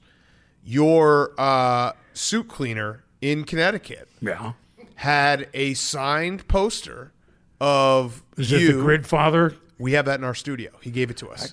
I can send you as many as you want. Well, we have that one from your dry cleaner. No because his kidding. son is a huge fan of That's ours. very And funny. he said, I've had this. My dad's done the Schwam suits for 30 years. I want you guys to have it. It's sitting in our studio. That's it's very up. funny. Every single time you come in, it's right there. I have plenty of them. They supposed to print 400 20 years ago, and there's 4,000, so I haven't gotten rid of all those. Okay, they're yeah. in the basement. But that guy, your dry cleaner's got the Grid Father. We made it look. There's even a knuckle ring. There's everything. incredible. It's Pacino-ish. Yeah, you know? but your dry cleaner, he's probably had to do some work with the sweat. Oh yeah, and He's seen some things. some was like, just sorry, I tried my best. What do We you did want from everything me? we could. Yeah, They like, don't hey, we make lost. that. Gotta say material. goodbye. They don't It's not- make he's that. not- That he's not gets gonna rid make- of that. Yeah, they're not. Yeah, sit you down and just be like, listen, that Some suit, people just it's not run gonna hot. make I it. Sweat Yeah, I through run these hot, when yeah. you're on the air 3 hours tie. We did and everything. the air isn't running right. Uh-huh. And the lights. Yeah, oh yeah, the TV. Like I told Tommy, I told everyone I've ever worked with, you got to play with pain in TV. Look at me like, well, we played 14 years at linebacker. Like, what are you talking about? Like, Oh, yeah. you'll see. yeah, Yeah. You know. Oh, I did Oh, a we tell podcast them one that, time with a broken foot, and Big Cat got bit by a yeah. dog. Right in the We still did a full show. Look. It's game day. yeah. Can you go? The lights Yeah. are on. We're So going. smelling Hurt or salts? injured. Tape Yeah. it up. Yes, Yeah. yes. We All good? those things. We're not taking you into the tent. Yeah, You're okay. Yeah. You're cleared. let's go. You got to go. All right, so this has been incredible. We got to wrap. I mean, we don't want to take your entire life here, but we got to do your best nicknames. What are your best nicknames? What are the ones that you at the end of the day, it's like, oh, that one, because we have some of yours that we. No, love. I want to hear those, but so are we going football? All right. Whatever you want to do. Well, we'll Yeah, do your football choice. last because Okay. that's kind of I mean, so baseball. A lot of them now will predate even so much you guys because I'm going to the ones that because the '80s I did 10 sports centers a week. We all did. Bob Lee did. Tommy Mees did. John Saunders. Today's John's birthday. We lost him 5 years ago, 6 years ago. Great. We could go on and on. All the guys. We did 10 shows a week. Doesn't make us heroes, but hey, we're a network, but we have 1/4 of the staff. So you okay to do the next show? Well, I did the list. Yeah, we got another one. Go ahead. So did baseball all the time. So the best. I'll go right to that. Bert Blyleven, because that's Be Home Blyleven. Yep. Yeah. Because you don't have to see a lot of these nicknames are you don't have to know A, he's a pitcher, B, he pitches for the Twins or the Pirates or whoever, C, he has a curveball who got him into the Hall of Fame. You are a kid and you heard from your parents, Be Home Blyleven, and as a parent you've told your kid, Be Home Blyleven. You don't have to be a genius to figure these out. Right. So that's probably the best. I mean, the early ones, baseball, Jose, can you see Cruz? Julio, won't you let me take you on a sea cruise? A lot of them were from rock and roll. Vaughn, Purple Haze. A couple that stuck, and I just saw him last month. Crime Dog McGriff. Yeah. That stuck with him. Doggy. Like every player calls him Doggy. He loves, he's such a good guy. Certainly borderline Hall of Famer. Didn't touch a thing, and he hit almost 500 home runs, by the way. But, Yep. Chuck Knobloch's one of my New favorites. kids on Knobloch. Yeah, and he liked it too, even when he didn't make the throw correctly. Now I'm Roberto, remember the Alomar, that history. Yep, You know I what love mean? that one. I Solid mean, one, food. There was a movie, Blame It on, or not food, but George Taco Bell. I mean, like that with Yep. Toronto. Like, food. Everyone knows what Taco Bell is. You don't have to know he plays for Toronto. That's the best part of him. And it's, did I really hear that? And even if I get a chuckle out of him, that's even more so. What do you have baseball? So one of my favorite baseball ones is Miguel Tejada. Very good. See, I don't forget these. To Yeah, it how was did they Miguel- come? To how did they fall? Yes. Right? The best. I mean, we are right. Jimmy Cliff. The best. Oh man, so I'm going too far back. I'm trying to think of. Well, we can go to football too. Football's a incredible. ton. Yeah. So football, the best ones are those you can deliver under the highlights. You can sing with them. We've resurrected Lito Shepherd this year with Debo, which is Boss Skaggs. Debo, whoa, it's the Lito Shuffle, one of the great wind-up songs of all time. We used to do it for Lito Shepherd, defensive back, Philadelphia. The GM of the Niners, John Lynch, texted me like a month ago. Debo, whoa. Like, and I've known Lynchy since he played, of course. But so when Steve Bono would go back to pass and complete it, you could go, do, I got you, babe, on a completion, right? Yeah. You could go, so Elvis Gerback. Again, these are all, but there are plenty right now. If Elvis went back and was going to be sacked, caught in a trap, okay. Mark Bulger, remember him with the Rams? yeah. Well, that's the Scarecrow. Ray Bulger, right? So he'd go back to if I could only find a receiver, and then the kickers had a lot of them. Yep. Including David Greenacres and at the Vet, they used to play the theme from the TV set. But this is old. So now, and the guy that should be a head coach is Eric sleeping with Bieniemy. Yep. Incredible he one. should be, and that was really Curtis. My favorite, Martin. Martian was a TV show. Obscure. Good for this audience. Do you remember Steelers, primarily fullback Chris Mafala? Yes. Fuamatu Mafala. Yes. We called him Chris Fuamatu Bad Mafala. And then Tommy would chime in, because that came out of Shaft. It was with like, can you dig it? Can you dig it? Yeah. Shut your mouth. We throw those in too. We'll throw in like the Tej going back with the boom. I know that. Yeah. You're absolutely right, nice. No, so now, now. I have, we're missing a couple of my absolute favorite. I know PFT's got some he's in the favorites. Super Bowl. Who's in the Super Bowl? So I'm going quickly. Joe, mix and match. It's okay. It's not great. It's okay. But I'm thinking it's Bengals. I can give you one for the Bengals if you want. Please. So Joe Burrow throws a pass to Jamar Chase. Burrow and Chase hide and seek. It works. It's in. Hide and seek. Hide and seek. Or you could go. What do we do for Joe Burrow? Do we do like January Joe? All systems Joe? Yeah. Which is what it is. Think about it. Man. Yeah. 2 years ago, he won the national title, and now he can win the Super Bowl. Yep. 2 years ago, he sat in the box with us at the Super Bowl. Yeah. Now he's playing in it. He might win. It's crazy. It's not good for him. But why am I? I mean, we have. Whoa. The Cuba Missile Crisis. Yeah. Cuba Missile Crisis. This year. Yeah. There's a. Go ahead. Well, I mean, your Jake turn. Delhomme. Huh? Jake Delhomme is one of my all-time favorites. Daylight come and you got a Delhomme. Yeah, you got a that's Delhomme. Right. that one's, and then John Kitna was my other favorite that you always do. Yeah, with go ahead, Kitna Caboodle. Yes. Yeah, okay. Yes. I hadn't thought of him in a while. Yeah, I know. But that's I love those. Look at a lot of them. A lot of the kickers. And I think it was with Jeff Philadelphia Fiegels, Yeah, which well, is that's like one of them. it's so easy, but it's just so funny to say because he's playing for the Giants, and you're like Jeff I know Philadelphia it didn't. Fiegels. But when they work, when they're from where they're from, Yeah. like Royce Clayton was a shortstop with the Giants. Royce Aroni Clayton, the San Francisco treat, But Jeff, not Fiegels, Jay Feely, who TV now. Yeah. So I would do the Who for that one on long ones. See me, Feely, and you like to sing, right? You sung the anthem or something. Yeah, when we do our boxing. Yeah, That's a hard song. it is. I can sing. I was set to do it, and the Whalers, naturally, the last week of their final season here in '97, down their leg the last 2 or 3. They were going to make the playoffs, and lose to somebody in the opening round, but they were going to get in. And I had to deal with the general manager, Jim Rutherford.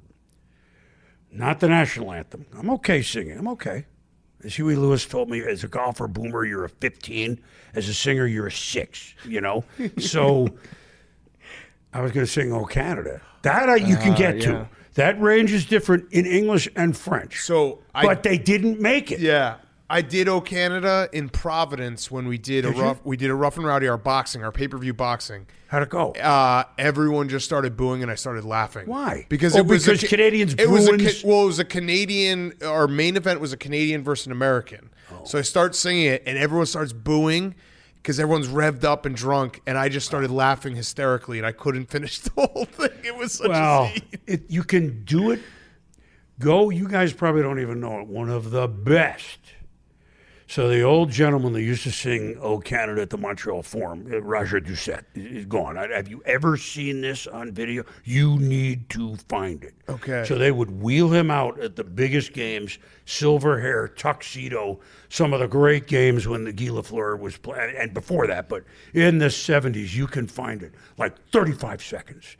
You wanted to charge through customs. Roger Doucette, and in English and French, it was man at the Forum. Again, bow tie, tux, silver hair. It's like Kate Smith back in the day, singing "God Bless America" for the Flyers. But it was better because it was Montreal. Right. No knock on Kate or the Flyers, but it's Montreal. Yes. Yeah, I mean, it's hockey. Yes. Right? We've seen you sing the second verse to "Take It Easy" before. Standing on the corner. Yep. Winslow, Arizona, such a fine sight to see. We do a recurring bit on our show. Do you? I don't know if you've heard about this one, but as an homage to you, we just assumed, because we know that you're a big fan of classic rock, we see the Rod Stewart album come out every year in late September. You're good, man. You've done a hell of a, Well, I mean, that's our life. That's our life. We You watch saying that. We I was watch like, football and highlights. I'm just leaves are about to repeating turn, yeah. what I've seen. Late September is Maggie May comes out on the studio update desk, which I always Week 4. love. Yep. Week 4, yeah. Week 3 was Don Henley, Boys of Summer. Yep. So the first year we started to do this this homage to you, actually, I tried to put that in week 3, and Big Cat goes, "It's too soon." Yeah. And he's like pushing back. You gotta wait. And he's right. Seasons later. Yeah. Week 3 may be good now because we start late. Yeah, it's true. But there's be a okay. feel to it. It's like it's right before the clocks and everything, and it's like, oh yeah, it's not. It's late. Summer's You got to be gone. late September. Yeah, you got to really be the feel final September weekend. Yeah, your That's the first one. sweatshirt day. It's like, oh, okay, it's Yeah, football. No, it's late. No, and it's funny because I realized when I bring this album out that a lot of people a little younger than you don't even know what it is. Yeah. What is this? Well, I have 400 of them. Mm-hmm. You know? Is it the same album that you bring out every time? Yes, it's always every picture tells a story. Rod Stewart. I mean, But is it Maggie May is on that album. Right. It's the Had same it from physical college. album that you've had. Absolutely. I love that. I mean, That's I awesome. had it at college. I played the wax off it. In college, Maggie May. Yeah. I mean, my Yeah. God. best. The intro to that song, that'll wake you up. That's a feel good song. It's a great. Now the Eagles. So Glenn Fry he passed. A great friend of mine, and we did 2 Super Bowl Swamis. He joined me for one of them, the one in San Diego when the Broncos broke that long winning streak of the NFC, like 12 or 13 or 11 in a row, whatever it was, and they beat the Packers. But we did it in front of the Hotel Coronado, San Diego, which is famous, and we did it at the Hotel California. And he's dressed as a bellman and comes out, like I start to, I quote every line of the song, like, my mind is Tiffany twisted. I can't pick the winner or whatever. And he goes, Chris, what do you do? He comes out singing, "Welcome to the Glenn Fry, what are you doing here? He goes, "I live here. What are you doing here?" And then we went on and on and on. And yeah, no, singing is okay. Yeah, no, it's good. I've heard you sing that second verse before. We do the Standing on the Corner as a tribute to Jameis Winston every week. We say Jameis Winston down in NOLA is what we did this year. It used to be Jameis Winston, Tampa, Florida, and then he got traded. So hopefully he's. Well, who knows If he where goes, he'll yeah, be. I know. Yeah. We might be A screwed. song is a song, though. Yeah. Yeah. It doesn't Song matter. stays. You still get a chance to sing. Yes. Take It Easy. Yes. The Yeah. song that put the Eagles on the map. Yes. Yeah, it's wonderful, and you got decent voice. We heard you sing on stage. Okay. I don't know if it might not have been with the Eagles. It was maybe with a cover band. You probably didn't even know that you were being taped.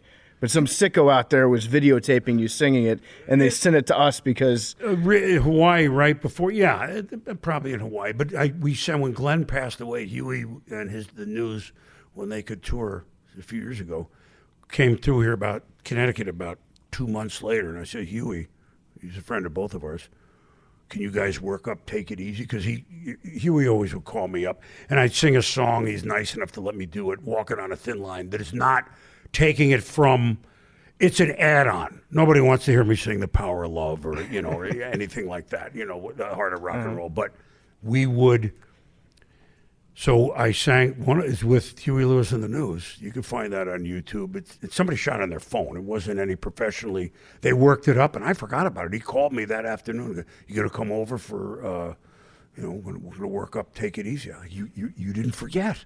Yeah. We practiced once. It's always, he calls me for an encore so that at least you've had a few beers by then, and not too many, but a few. Yeah. And then I'm okay, but one and out. Nobody needs to see me throw 50 passes a game. Nobody needs to do that. What's your all-time favorite band?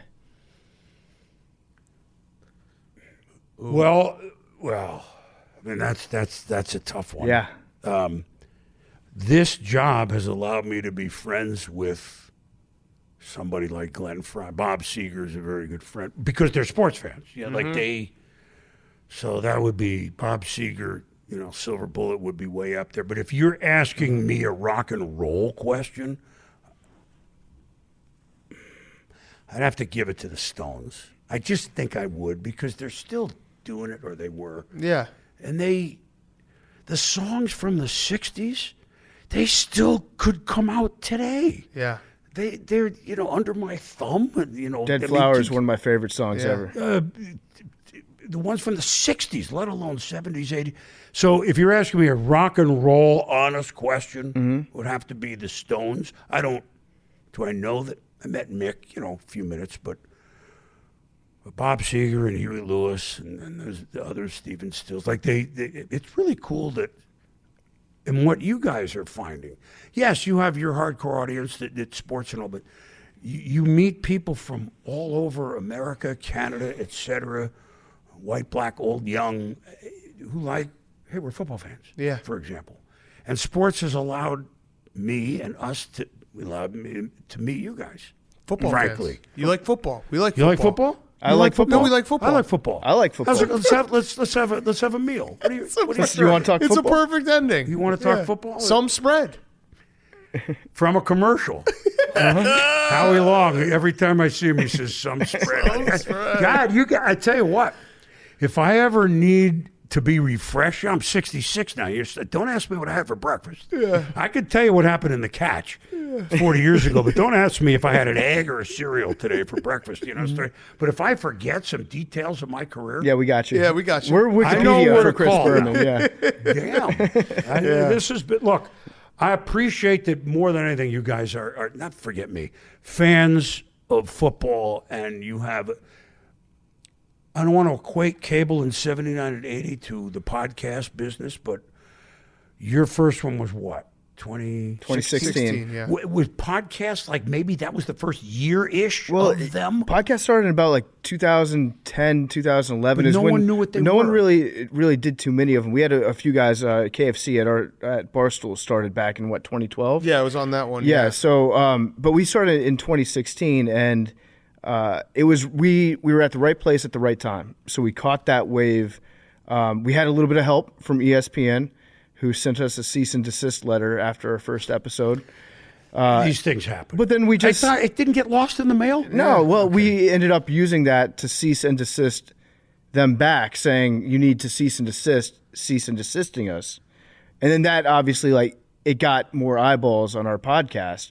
So indirectly, I guess they call that the Streisand effect. Yeah. But things were, very fortunate for us at that time. Well, right place at right time. See, so I was thinking about it knowing I was coming out like a month ago, and then we had this is great. That I don't want to equate podcast with cable TV, but in some ways it is. Like you didn't know. You thought you guys had a good show. That's your job with your crew. Let's put a good show together, right? Every week. And do we hit a home run every week, every 2 days? Not necessarily, but is every painting a Rembrandt? Right. Some are finger paintings, right? Not really good, but bring the energy, bring the knowledge, and my point is, you guys took something that may not have taken off, And I respect that because that's kind of what we lived 40 years ago. Yeah. So I think it's really pretty cool. Our mindset is like if we can make each other laugh and have fun doing the show, then to us that feels like a good show. And hopefully other people out there will kind of find the same things that we find funny to be funny for them. I agree. Now, the only thing I did bring, and I'm surprised you're not going with it. I mean, I'm supposed to at least Hawaiian shirt. I'm not going to change. The shades. I gotta say, I took the shades off for you. Ultimate sign of respect that he didn't have the shades. Yeah, on. very much. There you go. And I knew that. I wanted to look you in the eye during this episode. No, I first of all, Hawaiian shirt shades. I got it. Yeah. I'm Don't with worry. you. Bro, all right? This is a good look. This is a good look. I love it. But I meant to start with it, and then we went to the wallet, and, the wallet had to do everything it. went downhill from there on. Yeah, So this has been great. You guys are Yes. totally respectful, and I appreciate how hard you work. Not this show, but I mean this particular. But I mean how hard you work in putting it together. Like you and your listeners and your viewers respect it. But now they expect it. Yeah. And you Yes. expect it of yourself. Yes. It don't come easy, Ringo Starr. Yeah. I got one last question for you. Just kind of looking towards the future. What's next for Boom? Where do you see the next 5, 10 years? Are you gonna be happy if you retire, getting off TV? Are you gonna feel that itch? Do you want to be in front of the camera? Which is why I full-time ended it at the end of 16, but the next 2 years I was around, because kind of, I'm not George Washington. Maybe I'm Abe Lincoln. More like Teddy Roosevelt. That seems more likely. But I think you could get shot during a show and still finish it. Well, yeah. Hopefully we'll never find out. Yeah. I would try, to your point. But then this reinvention of primetime on Plus, I know it's Plus, and I'm not knocking Plus, but we don't have the rights to do it anywhere else. I sold that. I talked to our president, Jimmy Patera. Do you think we could get rights to this? Because I want to do that. So where I'm at now, I got 1 year left of it, but that'll be 68. I certainly see me doing it to 70 if they'll have me.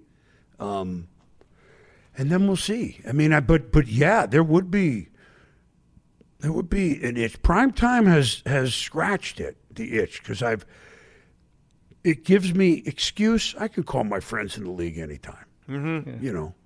Coaches, not so much players, some, but you're doing the show.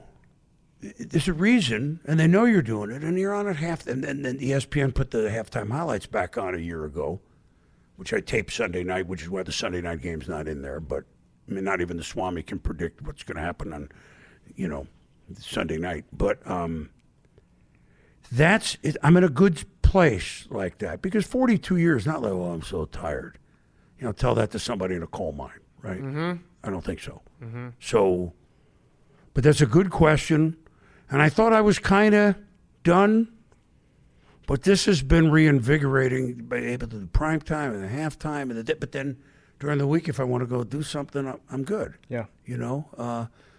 So you'll have me to kick around for a few more years. If they'll have me after one more, we'll see. I love it. Mm-hmm. I love it. They could send me that letter, and I don't. I doubt that. Yeah, no way. So well, you never know. We riot if they send you that letter. Yeah. We will storm. We'll treat Bristol like it's the Capitol on January 6th. I'll line up outside and tear the damn gates down if they throw. We'll get it solved before it comes. Yes. Okay. Thank you. You guys have been as loyal as. I mean, my goodness, I need you in my backfield. Or the fullback. Yeah, we got you. But it's been pleasure has been all ours. So thank you so much, Chris Berman, Boomer, the Schwam, absolute legend. We appreciate it. Le Grand Chat, le raconteur, merci. There, yeah. That's beautiful. Chris Berman was brought to you by our great friends over at Movement. We love Movement. Valentine's Day is next week. We know that finding the right gift can be stressful. Stop what you're doing right now. Go take care of your Valentine's shopping right now. Our friends over at MVMT Movement Watches have already done the hard work for you with a huge site-wide sale. MVMT is a Valentine's Day favorite. They've got timeless watches, 18K fine jewelry pieces, and special edition styles like rare ceramic watches and bracelets. You can save on these gifts right now. Just choose a watch and a matching accessory. Get an immediate 20% off your order. Plus, free shipping and free returns always. It's better than chocolates. It's better than flowers. It's better than a bag filled with Victoria's Secret yoga pants and sports bras. Trust me. These are the gifts that last. They can wear it every single day. Shop 20% off today with free shipping and free returns by going to mvmt.com/pardon. It just occurred to me, if you get your girl like a bunch of workout clothes for Valentine's Day, you're pretty much being like, hey, you're fat. You need to work out more.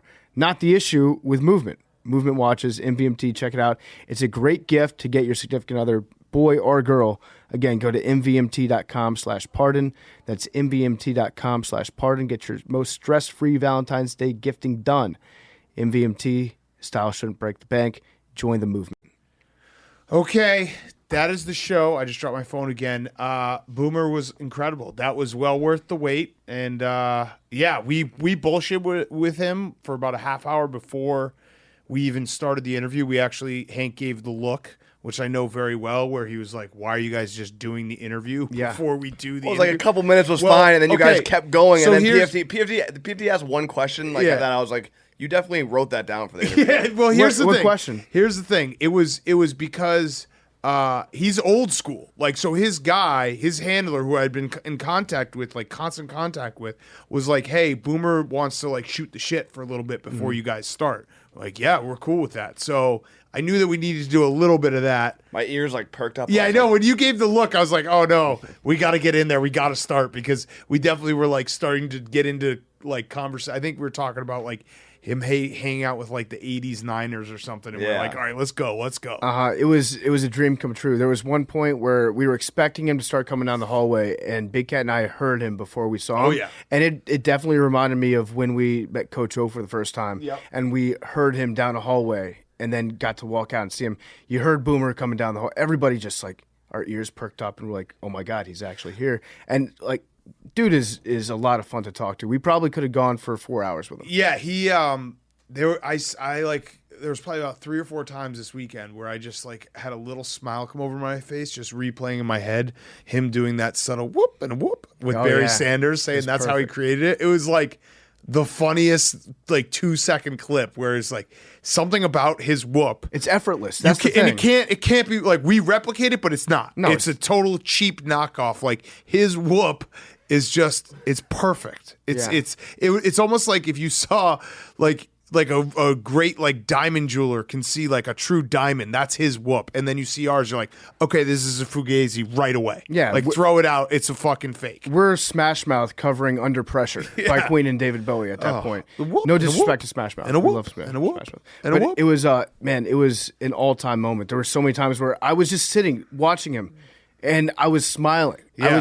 His presence made me so happy. And then we should actually give a shout out to Evan Longoria, because Boomer was telling us the story after the interview was over, and he goes, in 2019, I know that you guys have been reaching out to me, and I'd put it off a couple times, but then Evan Longoria came up to me in San Francisco, and before a game In Boston. excuse me. Because they were playing, because Yeah. remember he was like, they were at Fenway, so I went up for all 3 games in his big Boomer voice. Yeah. So Evan Longoria took out his phone. It was on a Tuesday, and he played Boomer our Monday morning NFL recap, the fastest 2 minutes, and he sat and he listened to it, and he was like, I like these guys. I want to meet these guys, and that's when he decided that he was eventually going to do the show. And it was still 2.5 years later, like, because that makes me feel so warm inside, though, to know like Boomer heard us, and Boomer liked us. And it was a slow process, because I remember I would just text like every like 3 months being like, hey, any word about Boomer, It's like, well, he knows he likes you guys, but he's like, it was a slow, he's old school in every sense of the word. But I actually am happy that we didn't interview him 3 years ago or whatever it was, because it was perfect. It was like the perfect time, Super Bowl week, everything was perfect. Yeah. So shout out Chris Berman. And like, speaking of old school, his guy rented a conference room and had a full spread. Like, we had a full lunch spread. And I was like, this is not necessary. He's like, no. we got to get a full spread. It's like, okay, fine, let's get a full spread. And they Like, had that's fine. sparkling water, Diet Cokes. It was actually Diet Pepsi, but his guy was like, We need Diet Coke. his guy's like, Boomer likes his Diet Coke. Understandable, I get it. And so then somebody came down from the front desk with these 2 1-liter bottles of Diet Coke. Yeah. Everything was perfect. Boomer, he was actually like a very, very down to earth, Yes. cool guy. Yes. Obviously, everything that he says has the weight and gravitas behind it of Chris Berman is saying this thing. And there's something about his presence that's just like, well, this guy, like, I'm picking up what this guy's putting down. Yes. All right, let's do numbers. Great show. Can you jewel me? Here we go. Numbers. 44. I'll do an 8. 56. You just stole my number that I've been doing. The Super Bowl. Well, yeah. You get it. So, yeah. 22. All right. What do you got, Bubba? What do you got, PFT? I can't keep track of people's I'm not numbers. doing the 8. I'm changing I was it. only doing 56 this week or last week. changing it because of to 56. 71. 71. 72. Oh, so close. Roadrunners So mate close. for life. Love you guys. Well, I just heard Talking away, news today.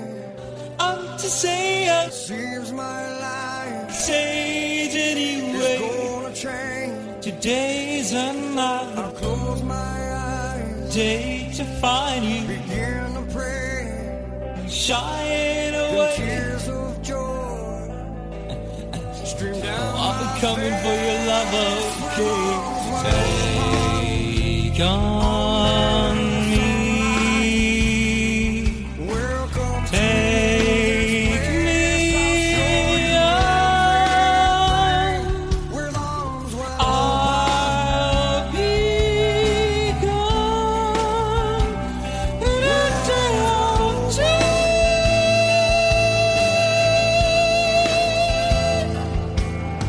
well, I don't know. two. Needless to say, I'm ready I'm all set in, to be the man but I'm me I have to be. stolen away. Take a breath, Slowly learn take a life is a fate. Say after me, it's no better to be safe than sorry. Take on